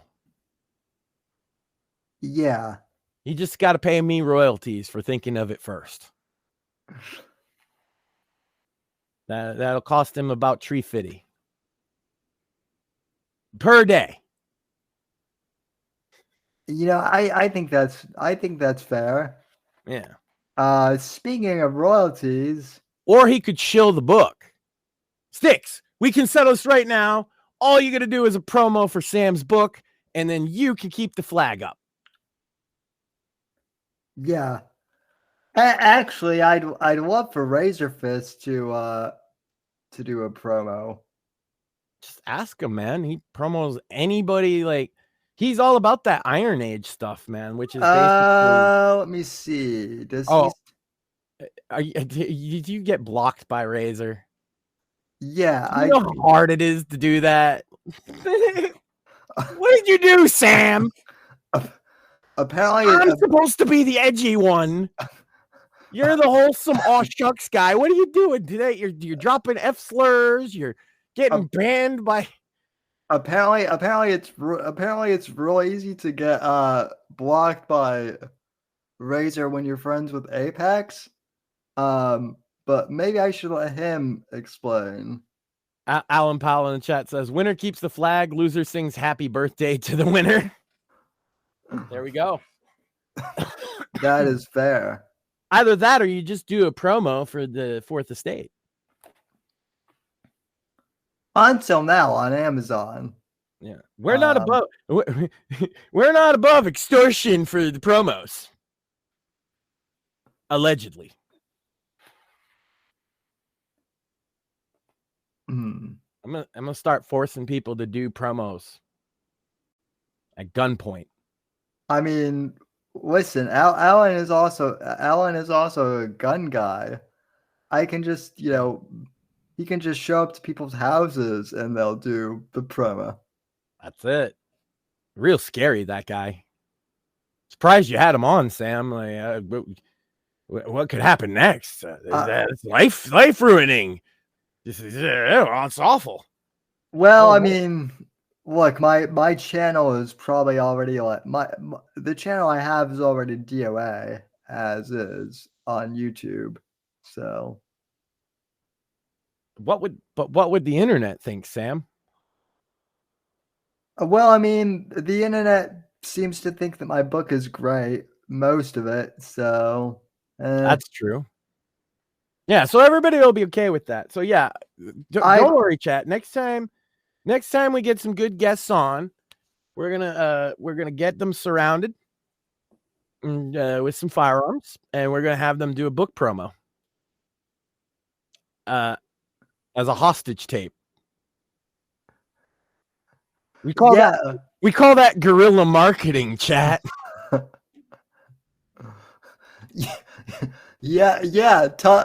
Yeah. See, Tom Clancy never did that. We're thinking outside the box. Tell us how much you love the fucking book.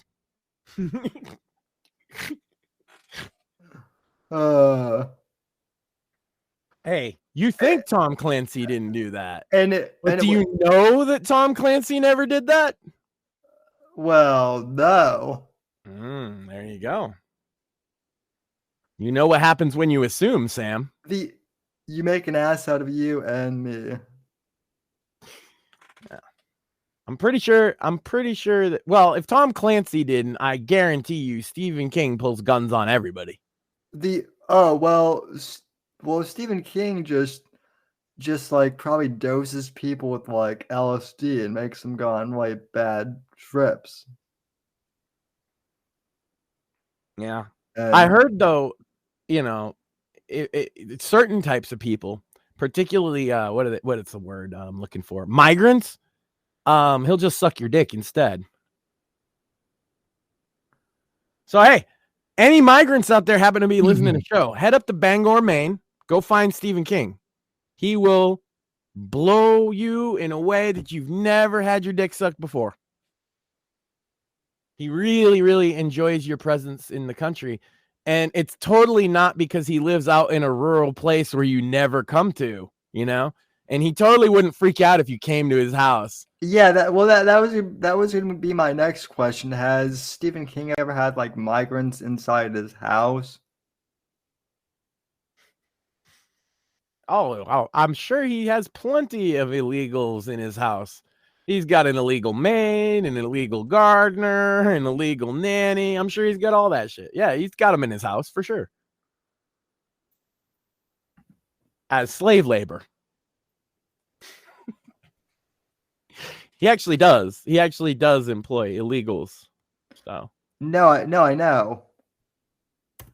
So they've been in his house just as the help. Yeah. Okay, they're not going to get invited to Sunday dinner, Sam. What are you, crazy? Well, I mean, I've been told by all these like good liberals though that like that's we just need to have conversations with migrants and then we'll understand them better. Yeah, that's kind of tough because I don't speak Spanish. Neither do I. Yeah, I'm sure some of it gets lost in translation. Like, it's not about, for me, I don't give a fuck about the experience of the damn migrants. I understand why they come here perfectly fine. Because New York City says, here's a debit card, go nuts. Hey, you guys don't have enough houses for all you migrants? Let's kick some of these veterans out on the street and then give you free money. That's why they come here. They come here because they have the dumb fucking impression that they'll get free health care. We don't even get free fucking health care. Yeah, well, you have to be a migrant or you have to be a troon. True. I wonder why so many people have gone troon. It's not like there's any benefit to it. I mean, except, all of society bowing before you. Well, being declared a bigot. Well, that's like a short-term benefit. That's why, Sam, since last June, I floated you an idea, and we kind of ended up deciding against it. I'm not so sure that we shouldn't do it this year, and I'm going to let you in on it, chat. I want to burn a pride flag for Pride Month. I don't even actually hate gay people in any way, but I am sick of bowing to their fucking ideology. I'm sick of it being it used to be, Sam, in this country, you'd walk down the street, everybody had an American flag on their house. Yeah. It didn't used to be a sin to be a fucking patriot. And it didn't used to be almost universally tied with, well, you can only be that if you're a Christian conservative. Yeah, well, that's the other thing is like, people used to not be as political because everyone was like pro-American. Like being pro-American was not like a political thing. Yeah. In social terms, most people used to be a lot more libertarian. They didn't give a shit about what other people were doing if it didn't affect them. Yeah, and it was like for a really long time too. Yeah, like 200 years.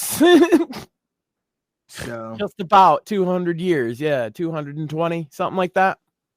So, oh shit, we've got, ladies and gentlemen, we have a gamma in the house. Oh shit. Am I in here? Have I been? Oh. Yeah. Oh, I've been in here the whole time. Oh shit. I was thinking I was in like a waiting room. No, so we turned that off because Sam kicked Allan Powell earlier. by accident. Can you guys hear me all right? Do I sound okay? Am I too loud? Sound crystal clear. Awesome. What's up, dudes? It's been so long. How you been? I know, man. I'm okay. Sammy, happy fucking 16. Congratulations on the books, right? Yeah, that's awesome. This is the late. Yeah, go ahead. This is the latest one, and I've got the other one here around somewhere. And they're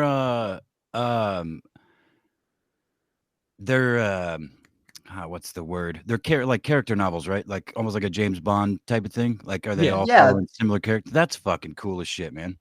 Yeah, they're like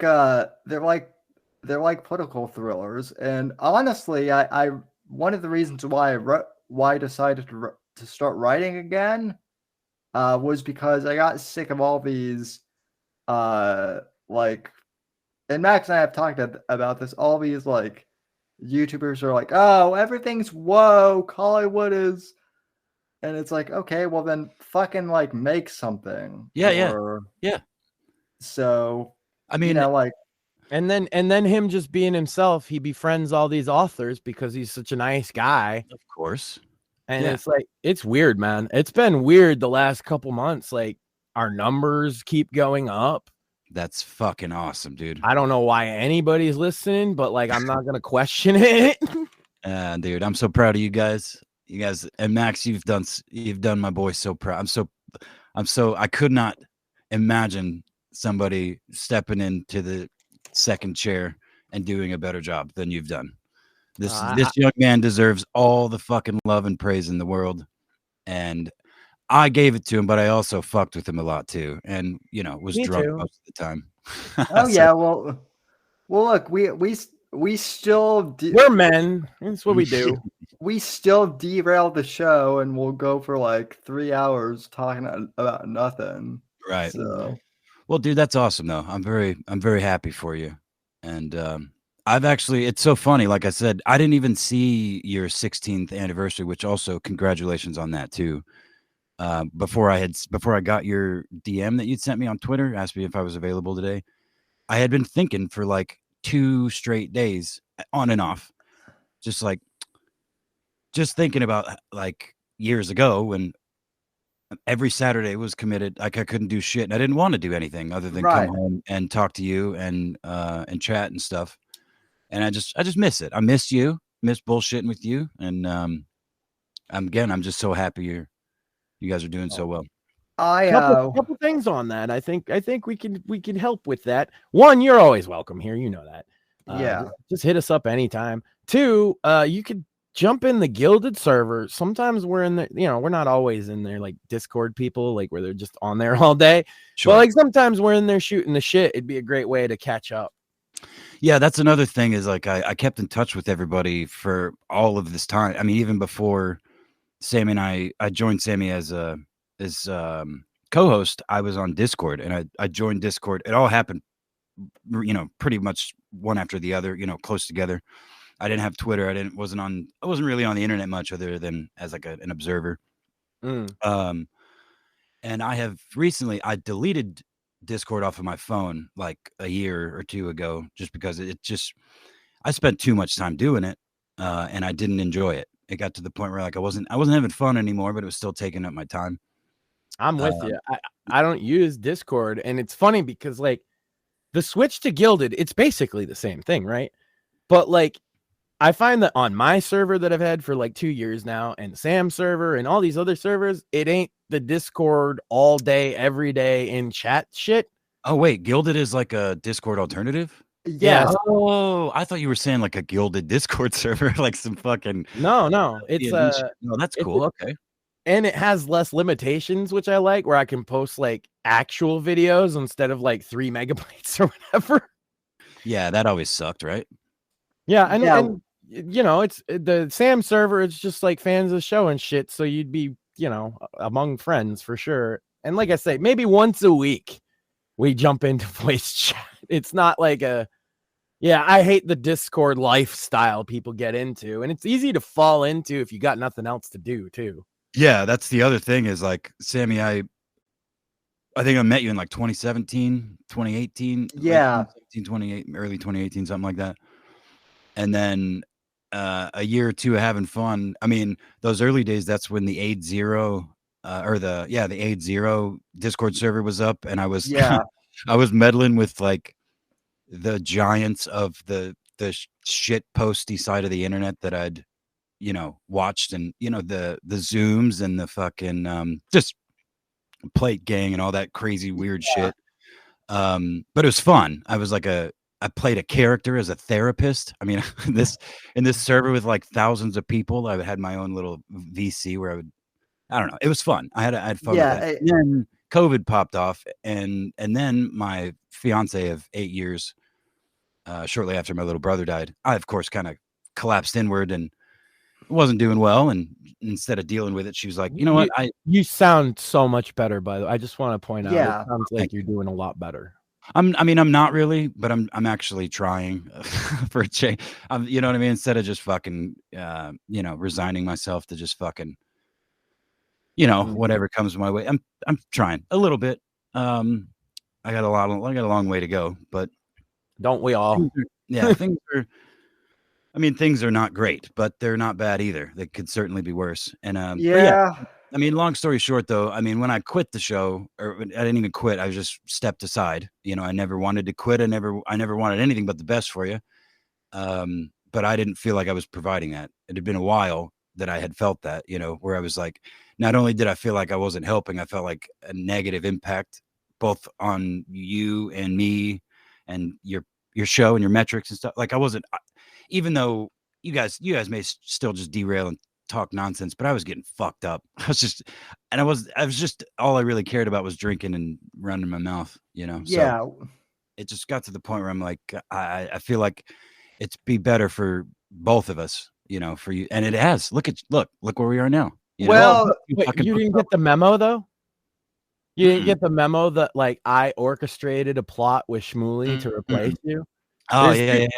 There's two guys, I swear to God, that they're like, Max drove him away. They fucking hate me to this day. No way. And I'm like, bro, Apex, like he's been on the show with me. And yeah, he's like, that's our incredible. Boy. That's incredible because I didn't even, and I mean, no offense to you, Max, but I didn't even know, I never even heard your name. No, I didn't know who you were when I got asked. He just was like, hey, my co-host had some stuff he had to step aside. Yeah. Would you be willing to fill in? And I was originally, my answer was, well, there's a bunch of our guys with Right to Offend Media that could rotate in until he comes back or you find a permanent. And I just started doing it and we just had so much fun. The other thing that I find so funny though was Apex is the one who first like linked Johnny Fox, aka Jack Pierce, up with me in the first place. Yeah. And then so then he came on my show during one of the times when I think you were at work, Apex, and I asked him, so what is your book about, or something like that. You asked him how he comes up with his ideas. That the most basic question you ask any creative person, right? It's like low-hanging fruit. It's basically the radio equivalent of talk about yourself for as long as you would like. Right. Yeah. Yeah. And what was his answer, Sam? To go off on a 20-minute spiel about like this guy Max Sand, who is the meanest. Like he was trying to paint Max out to be like some Ethan Ralph type character, basically. And out of like pure curiosity, I'm like, oh man, I gotta like check this Max guy out. And as it turns out, like Max was probably like the most, like normal, like, albeit maybe a bit quirky, but like not like not a locale. Meanwhile, Johnny turned into a locale. I found out. I got to be honest with you. I only ever kept tabs on that dude because I knew. I picked it up a long time ago. I'm not even 100% where I first met him, but I think it was in the 8.0 or the Zero Tact. That's what the server was called, the Zero Tact server. And he's always he would always rotate these like 3 or 4 pictures of this dude, this white dude with long hair. Yeah. You know what I mean? And that was early on. I'm like, yeah, this dude's full of shit. But and I never even really talked to him that much. It's just I do it to this day. There are people that I follow that I like, I'll like the things they tweet, and sometimes I'll comment on them, but I'm not. The only thing I'm doing is trying to drive engagement for that person, so other people, smarter and wittier, and just a little more. I've always been like a kind of a conduit to these things. I kind of pick up on the little bits. I've never been like I'm not quick enough most of the time or witty enough to talk shit to a lot of these people, but I do like to keep tabs on them, and push them in directions where funny things can happen and I can watch. What's funny now is like he has this big brained idea now. He's like, well, I didn't succeed as an author, but Sam has, so I'm going to shit on him by leaving 1-star reviews. And like I think there's a little more context. So why did he come at Sam at all? Is because of me, right? Sure. And the thing is, he's had a little bit of an arc this year where his lazy form of content got popular with like normie middle-aged white women because he's watching catfished videos and he doesn't do a lot of commentary. So really what they're doing is watching an episode of Catfish and he talks for about 2 minutes. Yeah. Interject here and there. It went to his head. He's now got a Kiwi Farms thread, which includes like dirty messages he sent to some girl where he spits the greatest line ever spit. You want to talk about game? Johnny Fox said, "You're the most beautiful girl in the Discord." Such amazing lines like that. It's a wonder why he's not married. What a catch. But yeah, he did like furry RP with this girl and then treated her like trash. And she found my videos about him and I did an interview with her. And the funniest part is that it basically confirmed what we've been saying for years, is that he's a furry. Oh, no way. Sorry. I kind of glitched out there for a second, but I caught most of that and then ended with turns out he's a furry. Oh, yeah, of course. Sure. Yeah, because this girl, now I've become like the Johnny Fox janitor by having videos about him. And he pissed all of these women off, right? Pretty much all of them. And like, then he starts talking shit about them. And he had sent them all this like sensitive material and, hell hath no fury. Ugh. And so I messaged Johnny.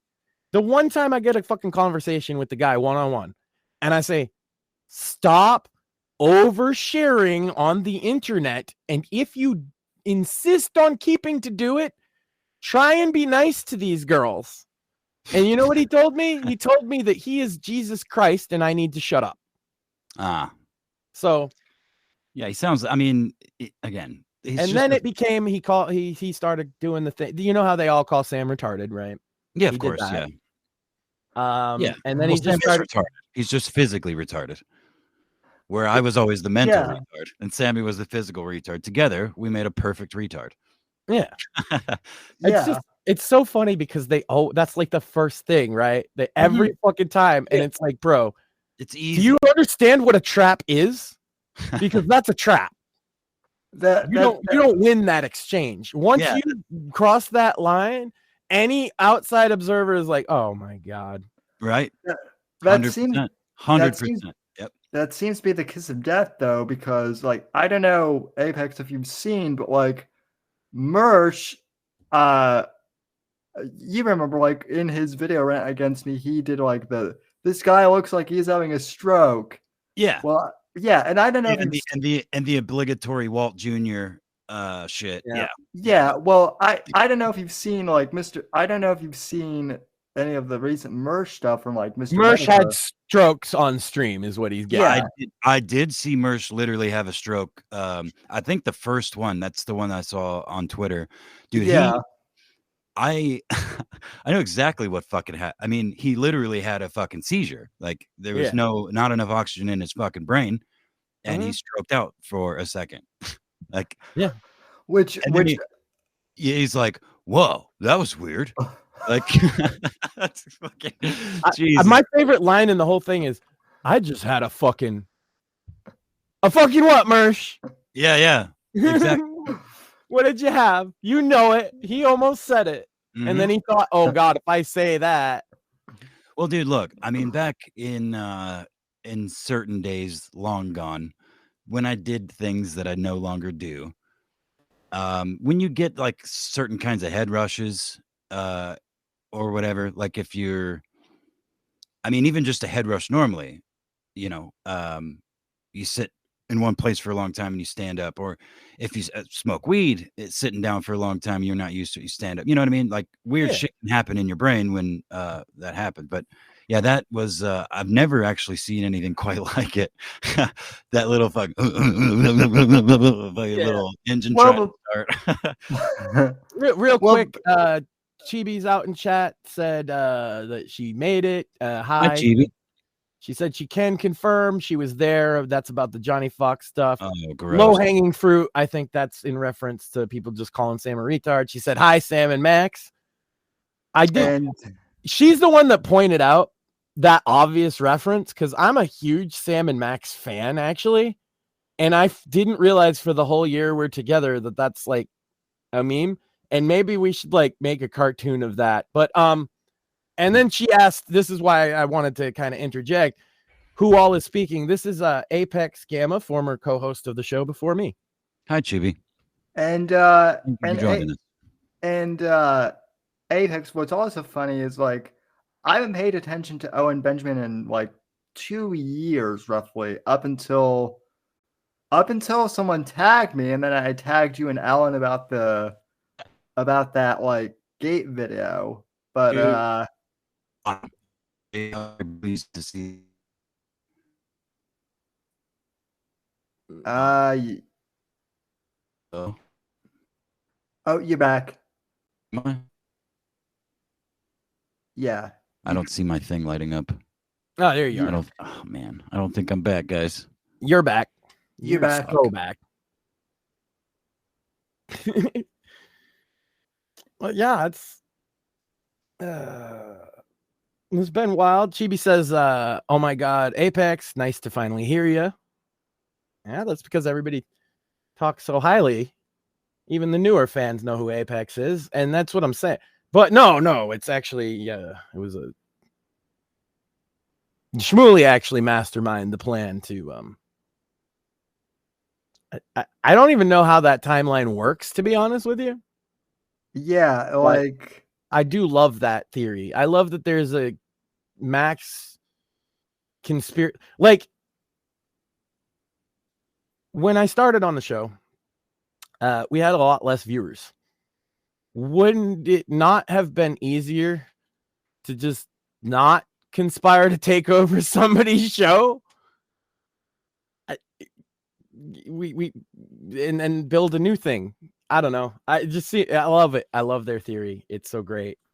What I love is that like there's like an actual Shmuley hate club because because nobody deserves it more than Shmuley. Shmuley, but frankly, audience, he's not here tonight, and I bet you he won't watch this. I'm gonna tell him not to, and then he will. More of you need to like at least pretend you're part of the Shmuley haters.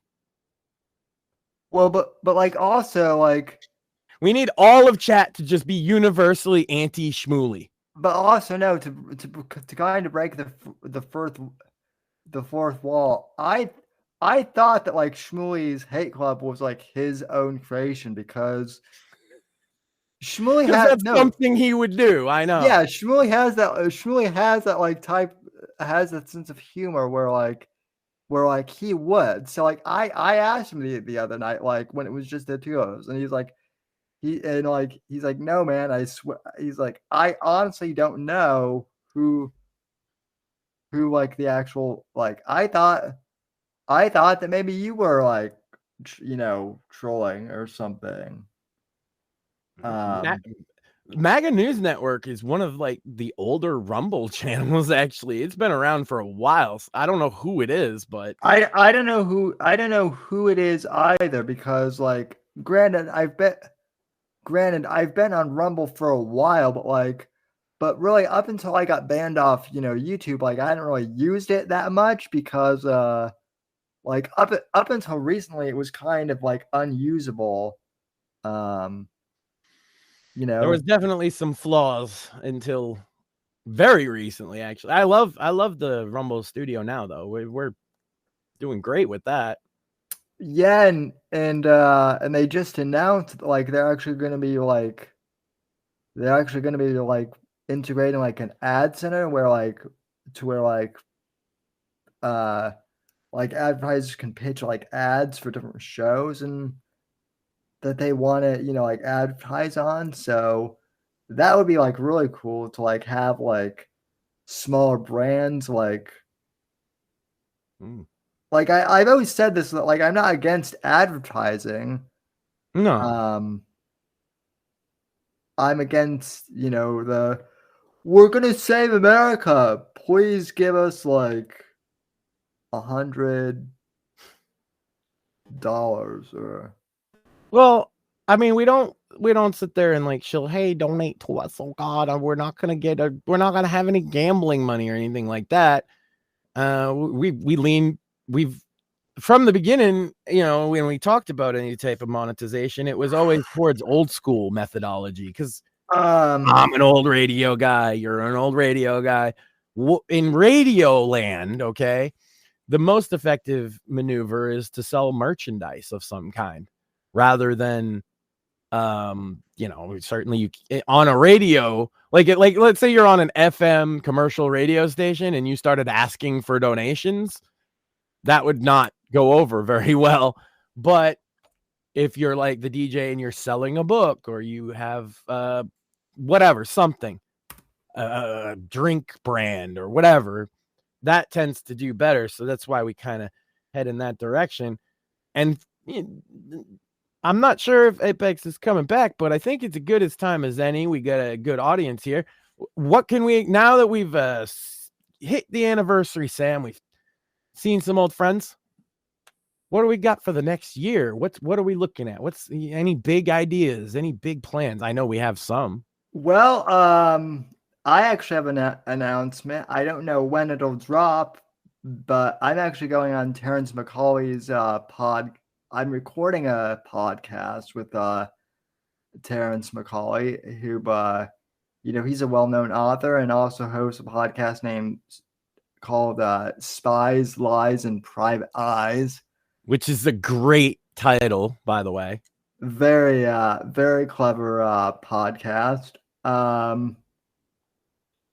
And like I'm really honored to be there because like he's actually had the guy who like wrote like the book that Rambo was based on that show, David Morrell. So to be on like a podcast where like actual like famous authors have like appeared like multiple times, like that's exciting. And then as far as like guests go, we actually we got confirmation that like Satanic actually does want to do the show, with us. Soon. Presently, that one's coming. For those that don't know, Satanic, also known as Andrew Sherm, who recently we talked about the podcast about his mother, Minds of Madness podcast, Who Killed Jennifer? It's a 4-part series. His mother was murdered, and they found a lot of, I don't want to like give spoilers, but there's a lot of information that we're going to go over. Also, it's like I told him, there's other things he's a musician. He's really into the UFO disclosure community. So there's a lot we could talk about with him. And that should be probably within the next week or so, depending. Yeah.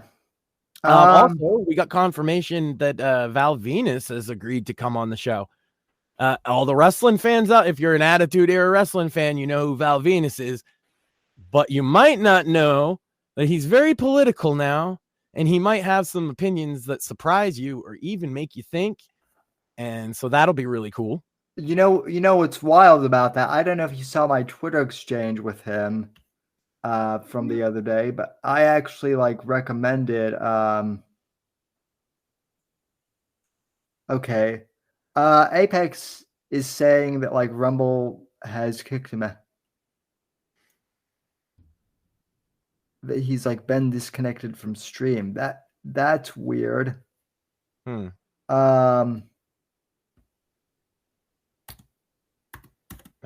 We could try and rejoin. He's been doing that. Yeah, I kind of assumed that. I just hold on a sec, folks. Jesus fucking Christ, man. There we go. Oh, you're back. Yeah, dude. I don't know. I don't know what the. I mean, it's clearly on my end. I mean, as you guys are aware, I've upgraded from a 2009 laptop to a, what did I say? Was a 2012 laptop or something like that. So, oh, sick. But You're living in the future now. Oh, fucking hey, man. Yeah. No, but I don't remember what we were talking. What were you guys just talking about? Other than, oh, I said, it's anniversary, so the next year, and we were talking about some of the stuff he's going on Terrence McCulley's podcast. I'm not familiar. He's a very notable author. Oh, that's so fucking awesome, Sammy. He's been on the show. Yeah, he's been on the show. He's actually he had a show that got like pitched to HBO, and then it got like rejected, but still like, yeah, that's still a good place to be. Yeah, and like he actually had the guy who wrote the book that Rambo was based off of originally. Oh, shit. So he's had a lot of notable people on the podcast, as I could tell. I was going through like some of the older episodes. Also, you might you're a bit of a wrestling nerd like all of us, right? No, I'm very much the opposite. I think you're all fucking gay as shit for enjoying it. Okay. But go ahead. Well, that's a joke. That's a joke. You guys enjoy what you like, but go ahead. Notable 90s wrestler Val Venis. That's an era that I can get behind it. The name definitely rings a bell. So he was a wrestling porn star, was his gimmick. Ah, nice. Hello. He's an ANCAP now, and he has the most triggering opinions to the left. And so I shot in the dark. I was like, hey, would you want to come on? I don't even really want to talk about wrestling. I want to talk about like Mises and Spooner and shit. And he was down. Shit. And you know what else is funny, Max, as I was just already to mention, is he was he tweeted out the other day, he's like, hey, does anyone like have like a good resource for like this whole thing on like the Israeli-Palestine conflict? And I actually like linked him to my friend Etna, who, I don't know, you might remember her, Apex. She was one of the Danger Zone people that left the Bears with us. She lives over in Israel. Oh, and she's actually like legit like journalist now, like doing like not like she also came on the show. And the crazy thing is, all these guests, and I have very little to do with booking almost all of them. Yeah. Sam's a fucking machine, man. Mm-hmm. I will say I have something to do with the Val Venis, because I just asked him. Also, we had mentioned, and the chat's gonna hate us for saying it twice, but Sicktanic, who is a rapper, the founder of Occult Rap, specifically, who I've been a fan of for a long time. Recently, there was a podcast, and this is maybe a listen recommendation, called The Minds of Madness. It's a true crime podcast. His mother was murdered when he was 1 year old. And this podcast helped him do the absolute deepest dive into the case and came up with so much information that it's almost frustrating, because we're so close to like having closure for him. And so we're gonna have him come on, talk about that, talk about music. He's really into UFO disclosure as well. I want to pick his brain on that. And that should be next week, I believe, depending when the scheduling. Hopefully. Anyway, though, before you got cut off, Apex, I was asking. Allan Powell just popped on the show. By the way, it was fun talking to him. But it was kind of wild because I haven't been paying attention to the Owen thing in like 2 years. And I know that neither you or Alan had, but like basically someone tagged me in like a post about like Owen's I guess he got served finally. Yeah, And that's that video that you sent, or that you tagged, or you sent me and Alan. yeah. Yeah. So I mean, what was the service for? What was it being served for exactly? Well, from what I understand, he basically refused to pay a guy who was like a professional video editor. But he also like gave this guy like access to his gate code and basically like gave him the keys to his. That's how the guy that served him the papers had the gate code. Yeah, because like that's incredible. Because like Owen always does this thing of like, you know, he'll get people super close to him because he wants them to do everything for him. Yeah, it's a tale as old as I've been on the internet. Yeah, I mean, literally countless. There are countless, and of course it's to varying degrees. But I'm glad to see that it's at least finally come to this point. I doubt anything real will come of it other than content, but that's fine with me. No, it's just interesting because like people like Liz Antoinette, she still does, you know, her stuff over on YouTube, and I actually popped in chat and she like wanted to know where you and I had both been, and I said, well, we kind of like, you know, we both got away from this and we're both doing our own things. Right. I guess like I've heard Johnny like doing some stuff on there. It's been wild to hear him doing commentary again. Oh wow. I didn't know that. Yeah, so it seems to be a good time for the good guys. Yeah, we'll have an Apex Gamma revival, and I'll just start clipping Owen, just doing some deeper dive Owen content instead of just on my phone. No, I don't want to do that. Who am I fucking kidding? That sounds horrible. That sounds horrible. Well, it sounded fun until you said it, huh? Literally, yeah. Like literally in the back of my head, I'm like, oh fuck, that might be fun. No. A better revival would be come on the show more often. We love. Yeah, I was just about to say what I do like doing is talking about stuff, and I don't do that anymore because other than work, I don't fucking do anything. I've also, bro, you got to come on more. Now we're on Rumble. We don't have to worry about shit. There's in the entire year, all the shit we've said, they've never even there's never been a problem.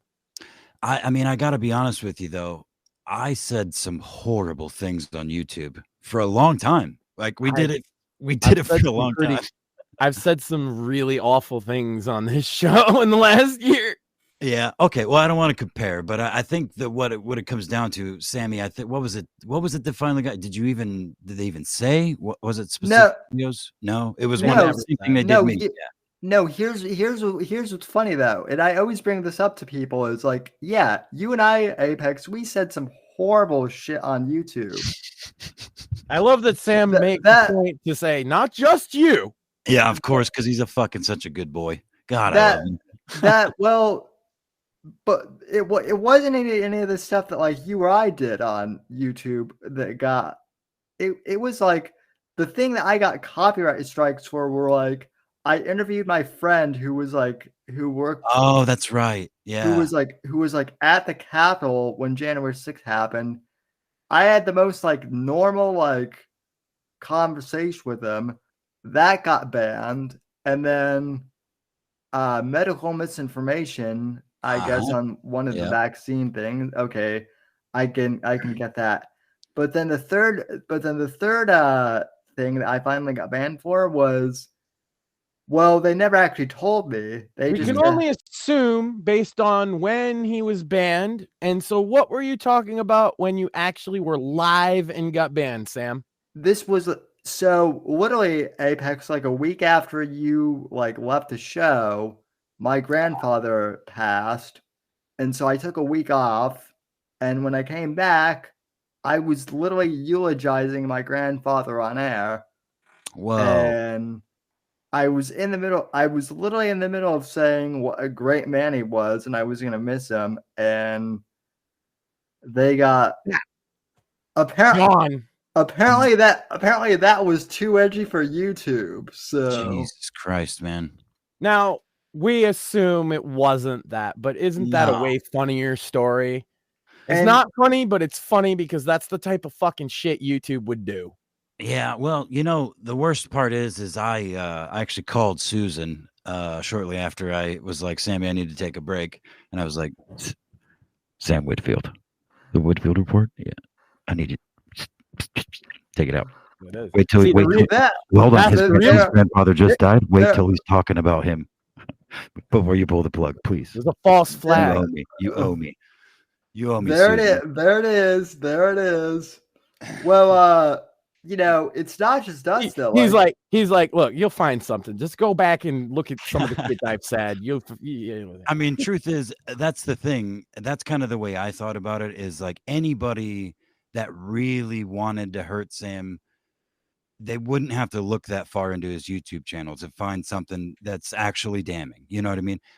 Any other bullshit that he got was mostly just trolling, downvotes, shit talk in the comments, things like that. And I'm sure you got reported here or there, Yeah. But it's the same. It's at least similar to the original Apex Gamma YouTube channel where I posted, Owen saying horrible things, just clips out of context, and then me commenting and saying, sometimes awful things. I did that for a fucking couple of years. But the first 2 videos I posted of clips of a Trump rally, nothing, no commentary, nothing else on top of it. 2 fucking clips, separate videos. Then my fucking YouTube channel disappeared. No, and they didn't even. It was 1, 2, 3 in the middle of the night. I got the 3 strikes I got before the ban, like on the timeline on my email. The banning of the channel was earlier than the 3 strikes. You know what I mean? So it was like it was clearly some automated shit. Yeah. One of the strikes on like I think the interview with my friend. Johnny has no imagination. Sorry, go ahead. One of the strikes that I got on my channel before it got banned was like it was a strike that happened like on Christmas Day, and I'm like, yeah, that's automated. Mm-hmm. Well, on the bright side, though, what that has caused is all of this success. Like the success isn't due to the change of co-hosts. The success is due to we got the shackles taken off. Because if I'm telling you, if you were here, maybe not in the how you were feeling a couple of years ago or whatever. Sure. But like if you were here right now, you'd probably be talking similar to the way I do, and like there's no fucking problem on Rumble. Even Spotify, we're still on iTunes, right, Sam? Yeah, that's the thing. Like we have all these platforms to where like once you get out of the YouTube plantation, suddenly it's like, man, we can talk. We can actually talk. That's all. Sure. Yeah. We're just allowed to talk here. I think I got to be honest with you though. Knowing Sammy for a few years prior, I do think it kind of kicked him into a different gear too. You do, Sammy. You do seem to have because I don't want to say you were in the same space because we're different people, but it seemed like there was a while there that you weren't. You were still doing the show, but I mean, how many times did we set up do like a pre-show or I mean, we would rarely discuss the things we were going to talk about other than just loose terms. Well, okay. Well, that's fine. I mean, there's nothing wrong with that. But I mean, you've written 2 books since then, and you guys. It put a chip on his shoulder the size of fucking Jupiter. Yeah. Good. And that's what I mean. Like that's good. All of those things are fantastic, and I'm very happy to see them. And that's the way it should. I mean, maybe should work for everybody, but everybody that's got any kind of fire in their belly. Yeah, well, like, the other thing too was like that was getting really irritating was like, you know, fucking Mersh of all people was you know, making money, you know, getting drunk and whatnot, and I was actually like trying to put out a show and getting nothing. So yeah, and I mean, look, you got plenty. I mean, not plenty, but as I actually talked to some OG DZ people. I mean, it's been a while, but I was lamenting at the idea of like of leaving the show, and I'm like, I was expressing to them that I have not helped you. Like the whole point of me joining in was not just like stroke my own ego and just talk. I thought you needed. I mean, we're talking the days when you were taking your shirt off every show, not even for donations, just fucking one of the. And now I can't even get him to take pictures for his lady fans. I swear to God. Go on. Right. Sorry. Yeah, but yeah. So, I just thought you needed a little help, just kind of focus. And I actually really enjoy, and I think I'm fairly good at talking to people that I've never met and asking them questions that are relevant to people that don't understand what they do entirely, or maybe do, but want more detail, you know? Yeah. I think when you and I had the opportunity to do that, which was rare, it worked well as a bounce. And I assume you guys do the same thing. Again, I've not kept up with every stream. I was not familiar. Yeah, pretty much. Yeah. Although to be fair, the big interviews that he's nailed this year, almost all of them he's done without me. Yeah. Well, and I didn't books them. He records them. I'm nowhere involved with it. Yeah. To be fair though, this is kind of the funny thing though, is not to get off on like too much of a different rabbit hole, but like, you know, Apex and I did interview the Vickers, and I actually thought that was a pretty good interview that we did. Yeah. Now it's turned out that, I mean, it's out there now. Most of the internet, to be fair, everybody was like, yeah, this was a good interview. And if he had followed through on the things he said, then they probably would feel differently about him now. Yeah, I mean, if basically like, and I mean, I hate to say this, but it is kind of funny that like that trolls were using clips of my show, not necessarily to like make fun of me, but basically like one of the things that Mr. Vickers said was, "Oh, this podcast is not going to be about Ethan Ralph at all," and then edit in Curb Your Enthusiasm music, and I'm on. Yeah, that's literally. And there's no ill will with us. No, I never had any issue with them, but I did a solo. Go ahead. Where he's at now was very predictable based on that. I did the solo interview I did on the Vickers show. I got messages from people I hadn't talked to in a while or ever. A few of them, I mean, 5 or 6, but I got like a virtual fucking fist bump for being one of the only people at the time to go, hold on a second. This is a really bad idea, guys.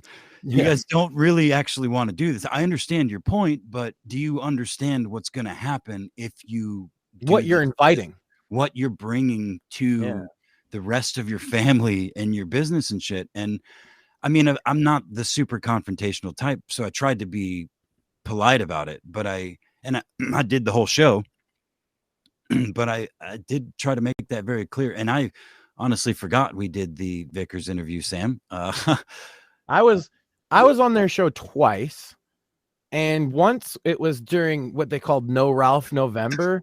So I trolled the audience by talking about his coin shop and his like coin autism, and that worked really well. And then the other time they were like reading the transcript of his trial, and it was rather funny.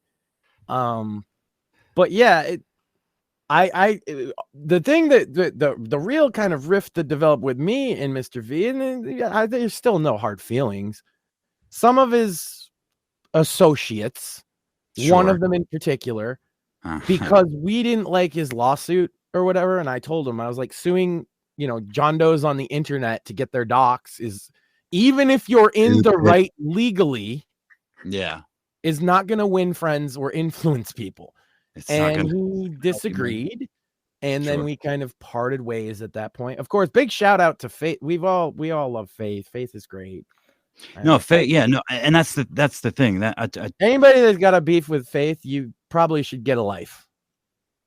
Yeah, and I mean that's the thing. I think anybody with like a decent moral foundation that was in any way involved with that whole situation tried to say the same thing to them. So because me and a couple other guys that were basically in like, you know, Faith's circle more than his, we were all telling him like this lawsuit's a bad idea, and he disagreed, and that was fine. But one of his buddies, who's kind of prone to flying off the handle and drinking too much, flagged all of our accounts on Twitter and got 2 of them at least temporarily banned. Oh, geez. I was the only one that didn't get banned, but I got shut down for a while. Yeah. Well, I mean, yeah, and I mean, Apex, you know, like I know Dick Molesterson and Atomic Denny because of. Yeah, those are the other 2. They both got banned for saying that, and like those they're good boys. What he didn't realize is like the 3 of us were the 3 amigos at the time. So he went after them, and I'm like, what the fuck? And it wasn't Mr. Vickers, and I don't even think he knew about it. But I was like, bro, rein your friend in. Tell him to calm the fuck down. You know, go sober up and stop being a fucking shithead. But you know, and he did. As far as he said, I don't think he did it, but if he did, I'll tell him to stop. And that was the end of that. But I said, look, man, you're going to go through with that lawsuit. I don't want any of that on me. Yeah.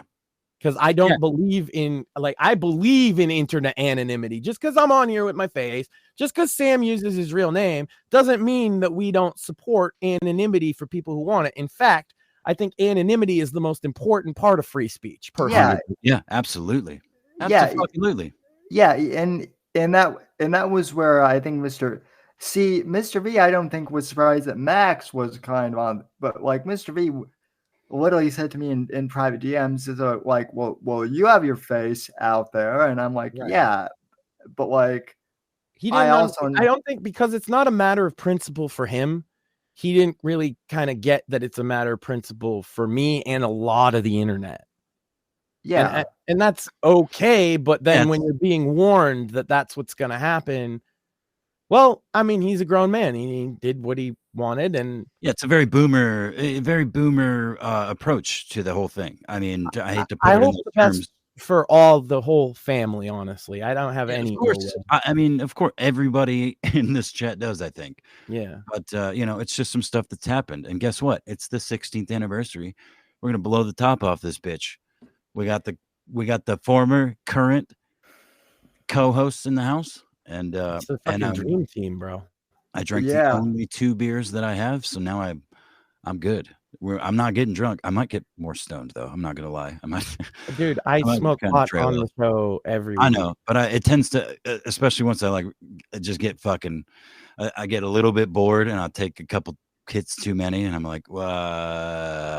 Well, I have heard about this book though, called The Fourth Estate. Yeah.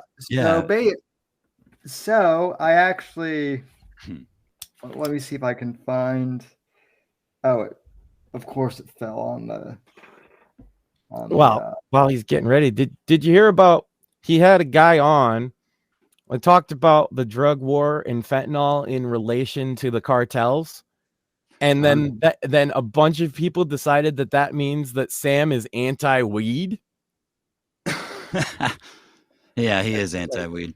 Well, he's not anti. He doesn't do it, but he was like, no, I actually just don't give a fuck. Yeah, also the context of that conversation was about cartels and fentanyl. Yeah, what does that have to do with pot? Especially, and I pointed out immediately after, and Steve Stratton, another one of Sam's author friends now, he backed me up on it. I was like, this has nothing to do with pot, especially legal pot. In fact, legal pot is great in that the cartels aren't the ones fucking profiting off it. Yeah. Granted, the big cartel known as the U.S. government is profiting off of it, but Yeah, so far as we know. I mean, there's not a 0% chance the cartels are supplying quote unquote legal weed in the States, you know. Oh, sure, but I mean, like, for example, in my state, Massachusetts, if it's not grown here, you can't sell it here. Right. Well, Yeah. that's good. Yeah. Well, I mean, of course, the you're not gray legally market, allowed to have a gun in Chicago. So, you know what yeah, I I mean? was gonna say the gray market still exists because it's not a black market anymore because it's still legal. Sure. But, so I'm sure there is cartel shit coming in that way. But like the point being is like he was talking about the serious problems at the border with human trafficking and fentanyl and all this other fucking shit. And there's like a couple people in the audience that were like, "Oh my God, Sam, what are you, a drug warrior?" Yeah. He's well, I mean, look, retards on the internet. That's. I thought you would just find it funny that Sam. No, got it is him absolutely to be like the most uptight person in the world. Yeah. And also As I'm sitting here the whole time that this conversation is going on, I'm sitting here smoking weed. You're smoking weed, yeah. Well, and also, like Steve's like a former Green Beret, and like he was in the Secret Service under like President Reagan, and the other thing too is like he's also like liked a lot of my posts and a lot of Max's posts on Twitter. Like, yeah, he's actually very similar to us politically, and he was just talking about a larger issue. He said we need to up the war on drugs, I believe was the quote. And what he meant was on the cartels and the smuggling and the fucking human trafficking and all and the violence and all that shit. And all they heard was like, "Oh God, moral panic pot." Like, what the fuck? Gotta love people. We love our audience. Well, you know what I do love is Chibi in the audience because she just said, "quote Everyone talks over Sam the show." Yes, and I do feel like the one thing I am better than you at, Max, is saying, "Everybody, shut up, Sam. What were you just saying? Finish what you were talking about." And I have not done a very good job so far, and I apologize. And I let you know that you have months and months of not coming on. Yeah, that's true. It's okay. But and that's the funny part. Sam holds down, like I said, shows on his own. Yeah. Go ahead, Sam. Go ahead. Yeah, no, but Apex, you wanted to know about the book. This first one, Shadows of Deception, started off the series. So I wrote this as a short story, like back before I even met you, even before I started college. I assume. Yeah, go.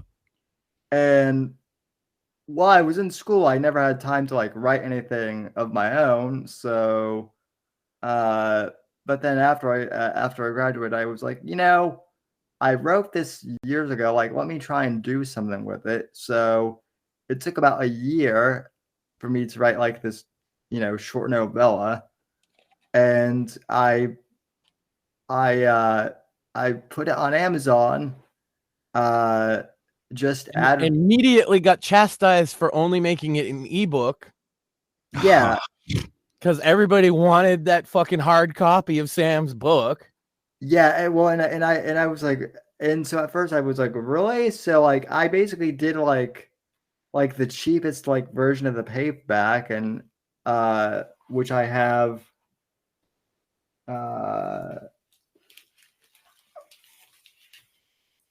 hold on.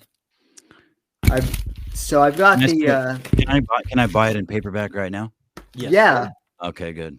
The link is the link to all my books should be in the description. So and plastered all over Twitter. Good. Yeah. As we do. We've become very adept at selling books, actually. That's good. So this is actually the first printing, which is no longer in print because I did a reformatting once the book sold more, and so Chibi says, "Oh, Sam, Kimmy bought your book. I told her to start with the first one, heart emoji." Awesome. Oh, I appreciate it. Every single one is appreciated.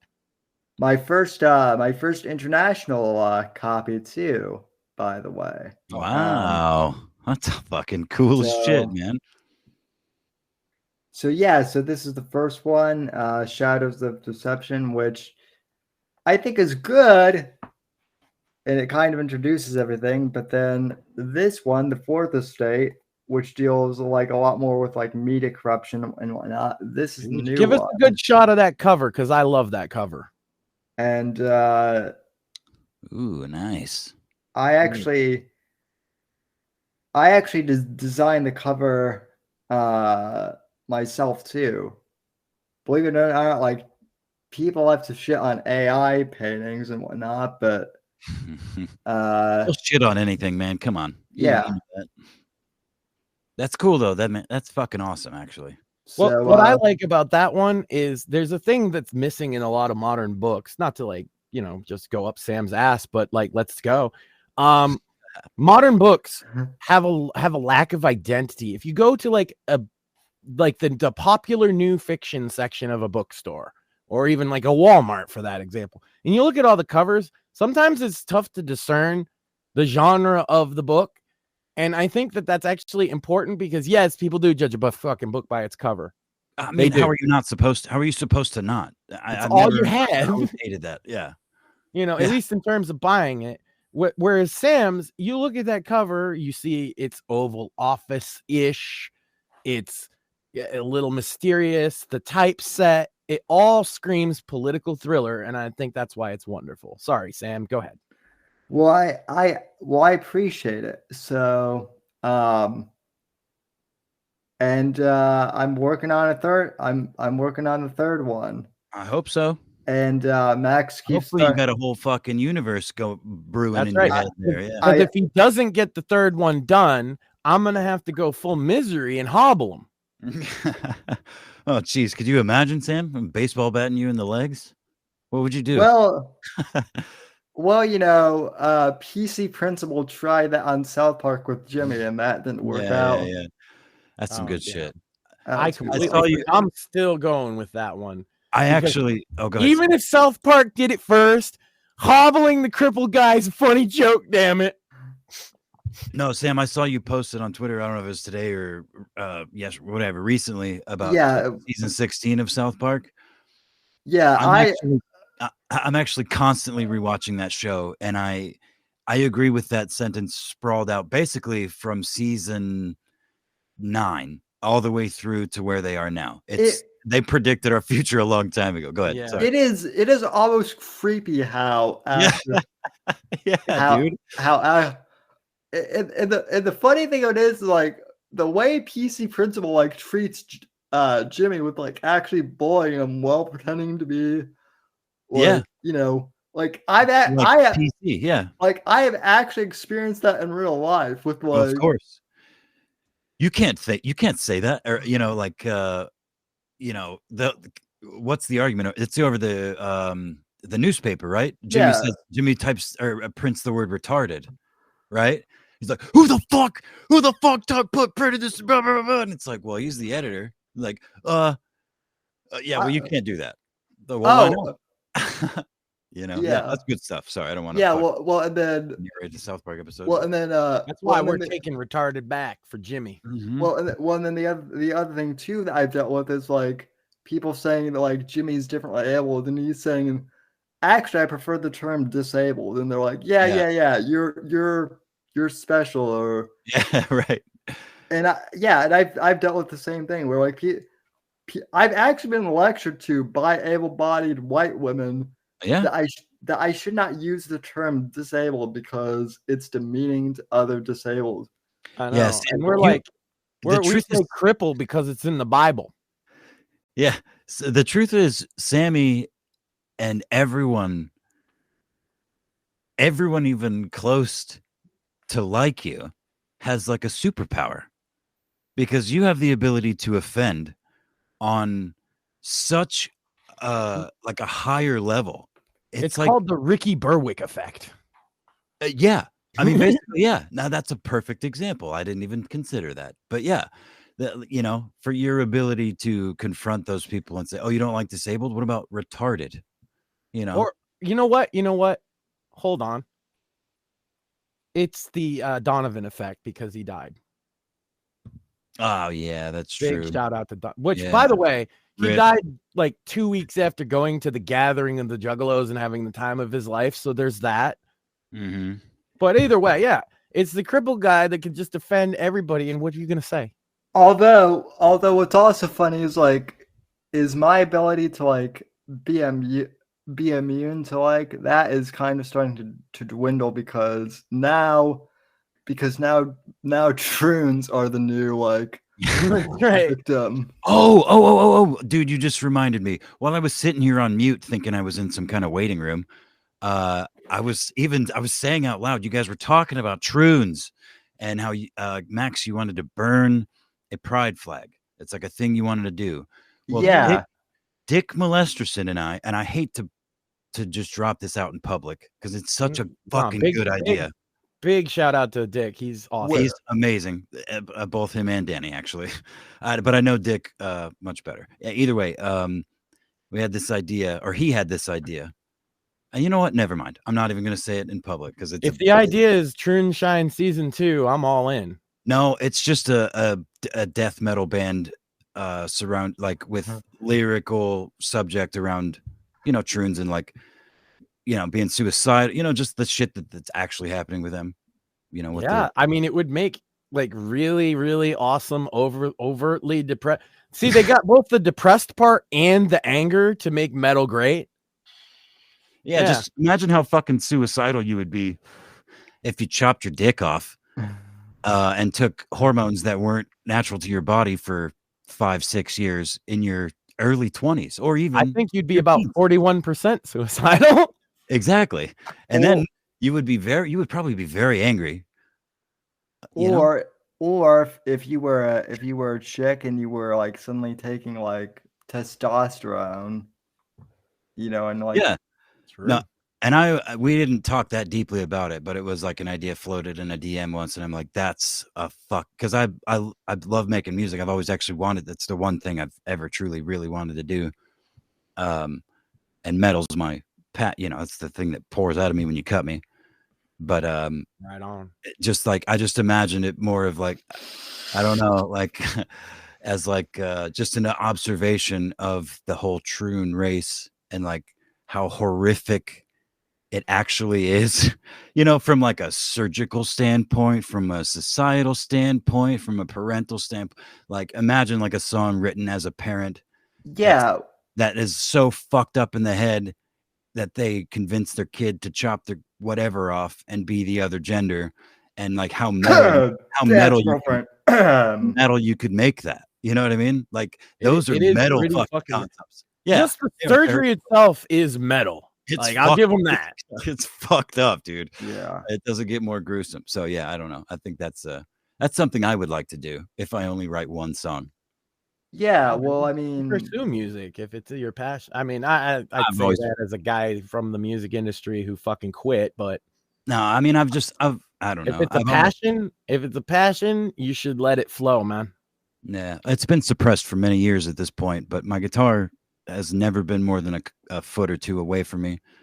And I've picked it up a little bit, but I can't, the cost of entry for like to be able to just record your own shit and manipulate it a little bit for someone that doesn't have any. I don't have any. Stick around after the show. We'll talk about that. All right. Well, but either way, so like and then of course the learning curve of any digital workstation, audio workstation, it's and they're all fucking different. Where do you start? The only thing I ever messed with, Sammy, was Bruce City Synth when I drove up to Wisconsin a handful of times and hung out with her. Oh yeah, that's right. And she was fucking cool as shit. She had bought a what was it, a Mac Mini at the time with her Trump bucks, the first Trump stimulus check. She fucking dropped $800 on this fucking computer, and at all the what's the Apple audio workstation? What's that called? GarageBand? No, that's for the phones. No, not GarageBand. I'm looking. I don't use Macs. That's the only one I know. Logic. Logic. Yeah. So she had Logic, and she had fucking everything. I mean, she was like the perfect conduit, which is, I mean, it was awesome. That's the only real experience I've ever had. And I did get to play with it a little bit, but I didn't really understand what I was looking at or how to get there from start. You know what I mean? Like if someone just handed me a full setup in any workshop, I could probably figure it out. But knowing what to install, you know what I mean? It's just a steep learning curve. And I wouldn't start, you know? Yeah. So it's always been very daunting. But, you know, I honestly quit playing regularly a long time ago. I've been I've been learning, like, I've been teaching myself like Photoshop and like doing some like minor video editing now, since I'm like actually trying to promote the book seriously. But like, yeah, I mean, That's the weird thing is I've actually done more video editing than I've done music. But sorry, go ahead, Sam. yeah, I mean, there is like a learning curve to, like, you know, a lot of stuff. It's persistent. Mine is also always in reach. Yeah, fuck yeah, dude. So, guys, I got to be honest with you. I'm about to piss my pants. I will be right back. Yeah, man. Take time. yeah. You probably could have done it. No, that's the Apex way. I'm not going to stifle him. Well, we're coming up on 3 hours, and Been a good show. I mean, we went through the path. We really did do an anniversary show, Sam. yeah. We didn't do that last year. No. Pretty sure we had Craig on last year and just talked about other shit. I think. Yeah. No, dude, that's We've like done too many shows, Sam. I forget what we did last week half the time. well, also like I remember the Black Kitten energy. Well, look, I'm kind of disappointed that Shmuley didn't show up because I don't know if you heard, but like Candace Owen got into a fight with Rabbi Shmuley actually. Oh, rabbi. Yeah, Shmuley's not a rabbi. Our Shmuley is not a rabbi. No. That's the you ruined the bit. No, I was gonna say that like he is a rabbi, and like Candace is like fighting with him now because apparently like Candace Owens has turned into like a black griper or something like. Yeah, I can't even. It's all Brett. It's a fucking circus, dude. It's a literal circus. Yeah. Yeah, as this year has gone on, if the people that follow know what I mean, we've stopped almost entirely talking about news. Yeah, that's not because there's. Ooh, I do have a piece of news that I want to get you guys' thoughts on. Go for it. The fucking bridge in Boston. Did you guys see that bridge? Baltimore. Fuck. Did I say Boston? I'm sorry, Baltimore. Well, I almost had a heart attack there. I was like, oh no, not in Boston. No, not in Boston. No. Yeah, you get the B on the East Coast, you know what I mean? Yeah. No. Baltimore is a lot less nice. Yeah. And it's a huge port though too, you know. Mm-hmm. And I don't buy any of the conspiracy theory shit about it being some sort of attack or whatever, but it reminded me talking about this a lot. My theory on it real quick is the competency crisis. Yeah, almost certainly, but power outages do happen on those big ass fucking ships. And I mean, it does appear from what you can see, I mean, that thick black smoke appears to be them trying to reverse and shit. But yeah, no, it's clearly somebody without enough. Either way, they did call the shit in time to stop traffic on the bridge. You know what I mean? The only people that went in the water were the 6 construction workers that were scheduled to be working there. And apparently, I haven't like confirmed this, but I think I read or heard from one of the reports that one of the guys refused medical treatment and just wanted to go home to his family. And then very believable. Well, hold on. Because that's the whole reason I brought it up is one of my like oldest fears. Like I never really had recurring nightmares except for something that had to do with swinging a golf club and the ground falling out underneath me as I swung. Don't know where that came from. But the other one is being on a bridge and falling in a vehicle into the water from that's like a very common 200 feet. Yeah, a lot of apparently people it is. that Yeah, from apparently when it they is. watched that video, they were like freaked out by it, and I understand. And it didn't really freak me out so much as it was like, wow, that's like a literal nightmare of mine. But then like, reading up on the reports and stuff and just imagining yourself as a construction worker working on the bridge. And then all of a sudden, kaboom. And the thing falls like a goddamn, like Legos hold together. A Lego bridge holds together better. It's like fucking connects. Like you just pulled a piece. You go from banging a hammer, right? Yeah. To in the water in less than 200 feet, 186 feet, I think it is. And then, I mean, several of them still haven't been found, but the one guy that's like a couple of bumps and bruises and again, just fell off of a major bridge, one of the biggest of its kind in the world, in a major port in this country, into the water in the middle of the fucking night. And you're like, I'm good. I just want to go home. Yeah. I want to go home. To not even have any major fucking, I can't even. No, that was me though. That's why I say I can relate. On my 18th birthday, I was stabbed and I just wanted to go. I didn't go to the hospital. I wanted to go home. Well, that's different. I mean, you were stabbed. I mean, I don't know. Apparently this dude didn't have any serious injuries. That's the main thing. It's a reaction to trauma that is like my mindset, where it's like, it's because that's what it is. Trauma. I just want to go home. Yeah, shit. Yeah. I think that's most people, but again, like it is remarkable in this case. That's what I mean. That's the whole thing. But I can totally see if it was me, and that story is 100% legit. Let's say, for the sake of argument, you fall off 200 feet into the fucking water. You got a couple maybe my arm hurts a little. You got to forget it. I mean, forget the falling part. What about the tons of fucking steel and concrete that you're falling with? And it just misses you, barely get a scratch. You climb out of the fucking water and you're just like, I want to go to bed, bro. That's incredible, dude. I mean, it just is. God bless. If that's all true, that dude is the baddest guy. Right? It could just be the luckiest dude, right? Yeah. Well, lucky and badass, because badass is like you're right. He probably should get treatment.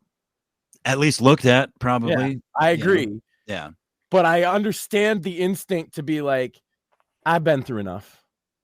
I don't need to be poked. I don't need to be prodded. I just want to go home and take a shower.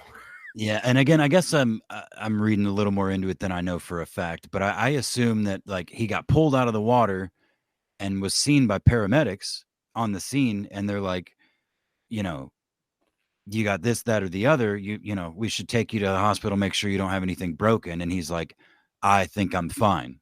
Like, you know what I mean? Like wiggles his arms and his feet and you know what I mean? Like tests everything. Like, no, I don't, nothing hurts. I just want to go home.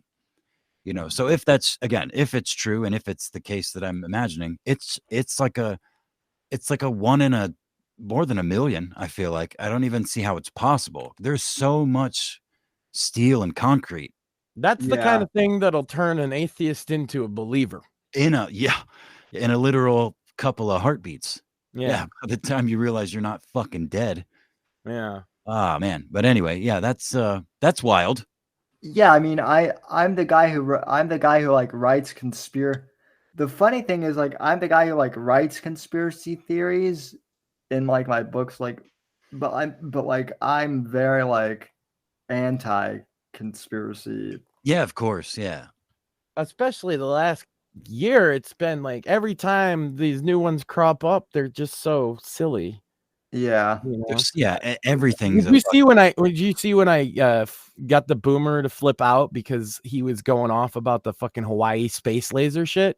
Oh no, I did not see that one. Yeah, he was one of those guys. He's like, I'm a top secret clearance. I worked at the DOJ. He kept going on and on. Oh, I worked at the CIA the whole time. And I was quiet. I let him go because he's one of those boomers. It's a great. I'll link you the video after. It's I made it a 10-minute music thing. It's very nice. I used the song "Secret Agent," man, and he was just like going on, and he was getting like pissed at me because I questioned him about the space. I was like, well, what evidence do you have for this? And he's like, and he got so mad. It's the only time in my adult life I have ever said to another grown man, are you going to cry? Yeah. And Allan Powell. Yeah. Guys, Holy he's coming to my Toledo. house. He's driving right now. Ah.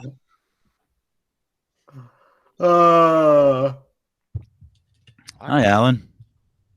Yeah. Now we've got a real reunion going. Oh shit. What a fucking show, huh? This has been fun. Where you headed, Allan? Mersh's house. No, Nice. I'm gonna go walk a dog. Nice. Damn. Well, you know, but you need to save Mersh's cats too. Alan's not a cat person, though, right? You're not a cat person.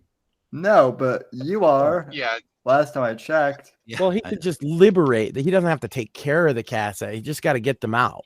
Yeah, he could liberate them and then Free Marge. No, I am very much a cat person, Sammy. In fact, I have a very sick, very fat cat next to me right now. The poor boy's got some sort of fucking upper respiratory infection. I got to shove terramycin goop straight into his eyeballs. Oh, that sucks. Yeah, he's real sick. Like he's not doing nothing. I've been sick this past week. My son got strep. Oh no. Yeah, been fun. But I had to get back. I was eating chicken soup I was like the anniversary show. I'm gonna be there. Yeah, Allan. Not to change subjects real quick. You posted something on Twitter, a picture with some dude. It said it's a very gamma meeting with somebody. Who the hell was that? Adam Camacho, the guy that's suing Owen. Oh, that's why it was a gamma meeting. Okay, so maybe you can answer that. What's he suing Owen for exactly? There's 15 different accounts. I think not Texas Scope, but Covert Radio. He went over the main, charges or whatever. Oh, okay. So there's a bunch of them. Yeah, there's 15 different accounts, but it's mostly breach of contract, stuff like that. Oh. Basically, as far as I can tell, Owen paid this guy to do work for him, and then Shocker never paid him. Never finished paying him or something kind of thing. Yeah. Yeah. Okay. Oh, the old Vince McMahon, huh?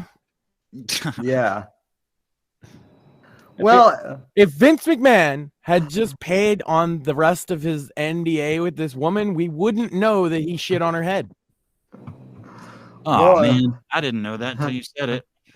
I read the text messages on the show. It was pretty awesome. My wife was sitting there. That was a good episode. Say, I bet that was hot, huh? Yeah. Well, no. I was going to say that's one thing that Owen and Vince McMahon have in common. They both Owen drinks turpentine, and I'm was never convinced that he actually fucking drank turpentine. That was just another thing that he could latch onto and say that he knew he could get, 5,000 Reddit users to be like, oh, look, it's a dude that does a thing that we were talking about, or at least talks about the thing that we do. He did it multiple times. Yeah, I mean, grifter's gonna grift. Yeah. Yeah, I don't. Here's the thing. I don't think he drank turpentine, but I definitely think that some of his followers actually drank. That was the point, I think. Yeah. I think he tried it once with the sugar cube, and he, almost cried himself. Well, he cried as he held himself, to his stomach for hours, and then he couldn't admit that it was a mistake. Yeah. So he pretended like he was doing it all the time. Why? I mean, yeah, you just have to go back to come to the conclusion to drink turpentine, because this is all new to me. I didn't know much about the Benjamins. Why would somebody think? Did he have a justification for why you would do that, or he's just trying to be cool? Yeah, no, there's a whole Reddit thing. Yeah, no, Reddit. There you go. Okay, Reddit explains everything. No, so long story short, Owen was convinced that allegedly that the Jews injected him with gay worms. Okay. And that's in order to get rid of the gay Are the worm, worms gay or do they make you gay? Both. both. Both. Yeah. Okay.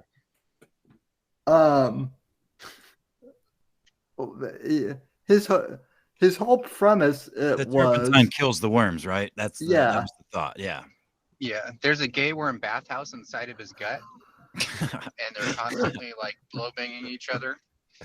And he needs to, send in a caustic agent, that strips his stomach lining and his intestinal lining. Right, because to get the gays they out. might set up a dance club before you know it. Yeah. Yeah, like imagine Turpentine is like the hate crime guy of the gay worm club. Right. Who's the he's guy he's the gay nightclub shooter. Yeah, that's it, right? The Yeah. nightclub shooter. Yeah, the gay nightclub shooter. That's what the turpentine is. Yep. Fuck yeah. Okay. Now I understand. It makes perfect sense. Yep. That's why they call it Pulse. Right.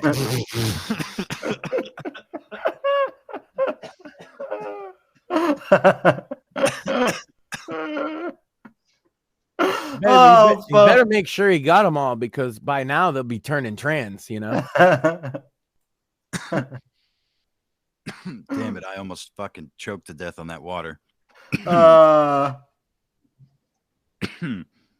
Yeah, no, it's I was honestly the thing that honestly has amazed me is that, like, I moved on from Owen, we've all moved on from Owen, but yeah, he's like, I'm almost amazed that, like, he's kept the grift going this long. Well, what else is he gonna do though? Yeah, he's the guy that says that he got injected with gay Jew worms. Like, who's gonna hire him?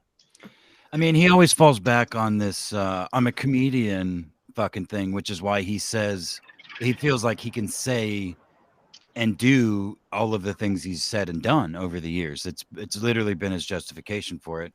And it works, honestly, on most people for most things. But if you really pay attention to him, which again is one of the main reasons I even started clipping him, was I'm like, oh, hold on a second.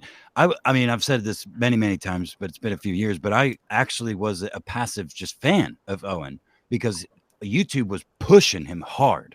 I couldn't scroll through my YouTube page without seeing fucking Owen Benjamin. And I didn't watch any shit like that, really. I didn't really watch any podcasts or anything. But either way, I would check in every now and again as I was fucking doing some art or whatever. And I happened to be there the time he accused Johnny and Gabe of sending poison gummies to his house. And all this is old fucking news, but I don't How you know they're poison if you didn't eat them, motherfucker? No, go ahead. Right. No, I forgot. I actually forgot my train of thought. Thank you. But it was that's the whole reason I started clipping. Oh, that's how he got the gay worms, was the poison gummies. Yeah. Yeah. Yeah. Makes Johnny sense. sent him gay worm poison gummies, not poison. They must have been those penis shaped gummies then. They literally were. That's actually how the worms are shaped. It's like a normal worm, but it's got two huge growths at the back end. Right. That kind of sag down. It's funny if you Google drinking turpentine, it comes up with, during the Civil War, doctors administered turpentine internally and externally to halt infection, often with dubious results. But the problem with turpentine oil was not simply some harsh side effects. Ingesting is toxic, causing kidney damage and bleeding in the lungs. So I don't know where that came from. I don't know why that was a topic, but apparently there's a difference between like turpentine and the shit that these fucking gay nerds are supposedly drinking, some sort of mineral spirit version or something. You guys want to know the difference? What is it? So turpentine that you get from like the hardware store, that's extracted from dead pine trees. And the pure gum turpentine is extracted from alive trees. So they just don't kill the trees. That's the only difference. Same exact chemical. It's just the way they obtain it. Right. So there you go. You know, it's funny is it sounds like every dumb fucking hippie chick I've ever met. Yeah. Well, oh my God, have you heard about the cleansing powers of bleach? You just got to drink some bleach in your tea every day. That's a real thing, by the way. People actually believe you need to consume bleach. Yeah. Well, no, And just to put it in perspective so that you can understand, Max. Owen is like Dave if Dave were like a semi like wealthy. Oh no, I know he's something. I know what he is. I just all of the little like I don't follow the micro. So a lot of this is like, wow. Yeah, this is all pre-Max. So yeah, so a lot of the deep lore Max is unfamiliar with. Yeah. And there's really no reason to know it anymore unless Owen pops back up again, in which just all for of my it own amusement, I guess. Yeah. Now I know about gay turpentine worms, you know? Yeah. What Very important stuff. Very important stuff here on this anniversary show, Sammy. Whichever the thing that pushed out of my brain, I hope it wasn't important. Yeah.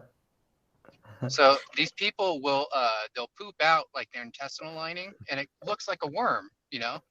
So they're like, oh my God, you know, it's working. And they take more and then they start pooping out more intestinal lining. Yeah, it's not actually gay worms necessarily, Max. They literally think there's like worms in their body that turpentine kills. It's a real thing. Right. Well, like I said, the bleach people are real, so why not, right? Yeah, of course. I mean, there are still people who think that like aliens are like a real thing. You better be careful if you want to have sick. Come on, man. Yeah, man, be careful. He's literally like, I was just like, oh yeah, he's big in the UFO disclosure. Sam's like, yeah, I don't believe in any of that shit. That's fine. He can still come on and have a I believe in aliens more than I believe that Joe Biden is a competent president. Like, that's a good bar. Well, I believe more in ghosts than I do that Joe Biden won the election. Oh God, we're still on YouTube. Never mind. No, but never mind. I forgot we were simulcasting tonight. I'm so used to Rumble. Well, we've got like zero people on. We've got 0 people watching on. Yeah, but so far I haven't gotten your channel banned. I don't want to break that streak yet. Well, like, if we get banned on Rumble, I stand behind everything we've ever done on the show. All I need to do, honestly, is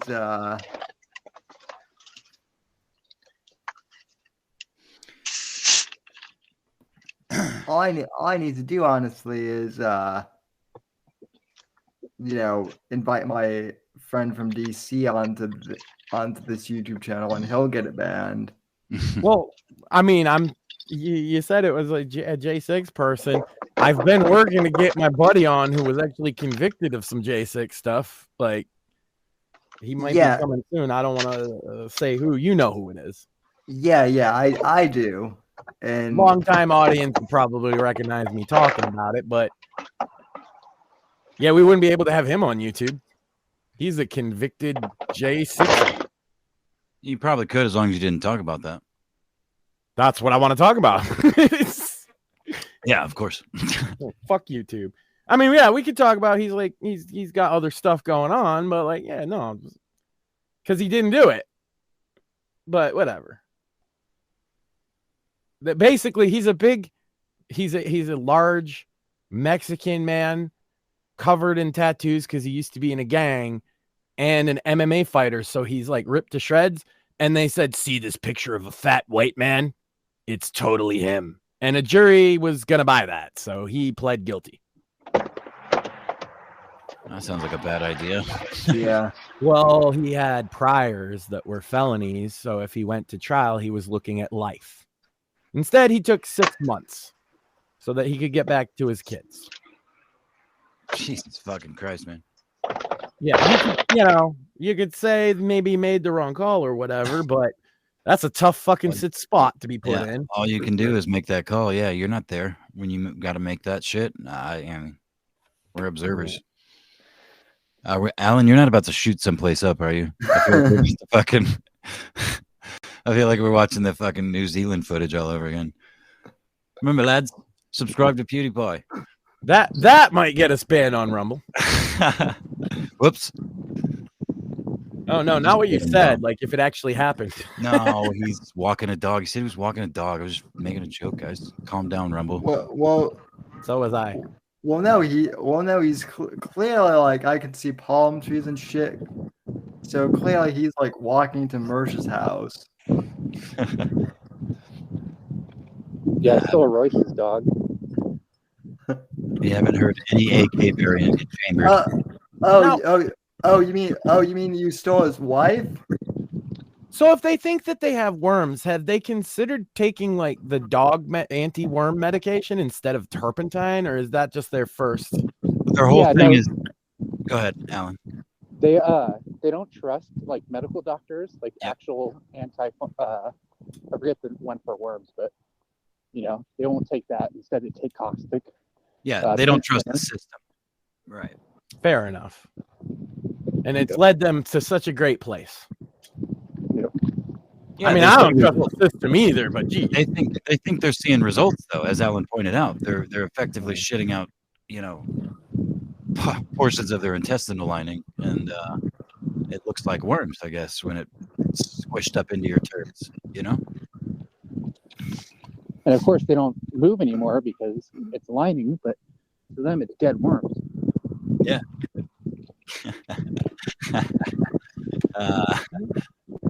There you go. You learn something new every day. See, which other show are you gonna learn this type of stuff on? That's right.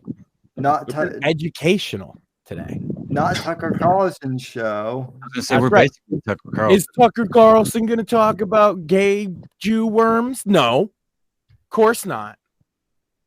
It's a conspiracy. What do you got there, Alan? What are you selling? These are Amanita mushroom gummies. Oh, there you go. Yep. They're good for your brain. They kill your brain worms. Yeah. Yeah. You ever seen a worm on a mushroom? Nope, because they kill worms. That's true. That is flawless logic. Mm-hmm.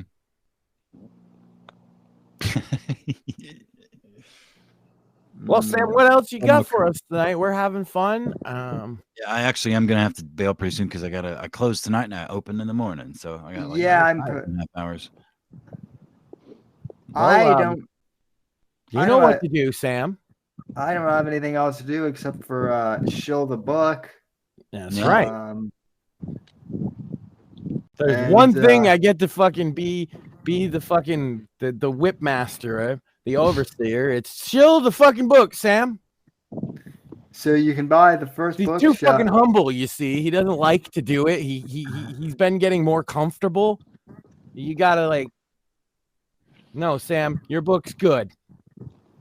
You can buy the first book of that. Shadows of Deception. Although here's like an author copy. You can buy both of these on Amazon, and please actually buy them and leave an actual review. Don't be a bitch like Johnny Fox and leave a fake one.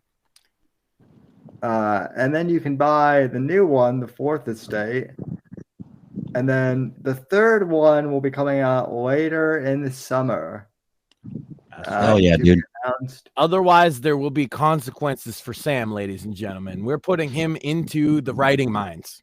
I'm moving to Louisiana soon. I'll be way closer, boy. I'll be able to drive to and from overnight. Oh, that is true. So yeah, right. Yep. And that's it. Any of our lovely guests, if you want to shill anything, by all means. No, I would just like to say once again, happy anniversary, Sammy. Congratulations on all the good stuff you're doing. Alan does have some things to show. Alan, it's also good to see you. Max as well. Chat and anybody listening in the present or future. Thank you guys. And thank you, Sammy. I love you, buddy. Love you too, man. Love you too, Alan. And what have you got going on? Still you still doing some YouTube stuff, or he's selling mushroom gummies and some sort of key card. Yeah. He's just showing up. You want to sell those, man? Yep. Fullauto.com. I don't know if you heard the backstory of I these, haven't. but pretty hilarious. Do we have I time don't to know. hear? I think if you sold that neon merch sign, people would buy that. Yeah, I do sell those. They're on my website. It's only $40. Shit. 40. Sam, I might be getting a neon merch sign.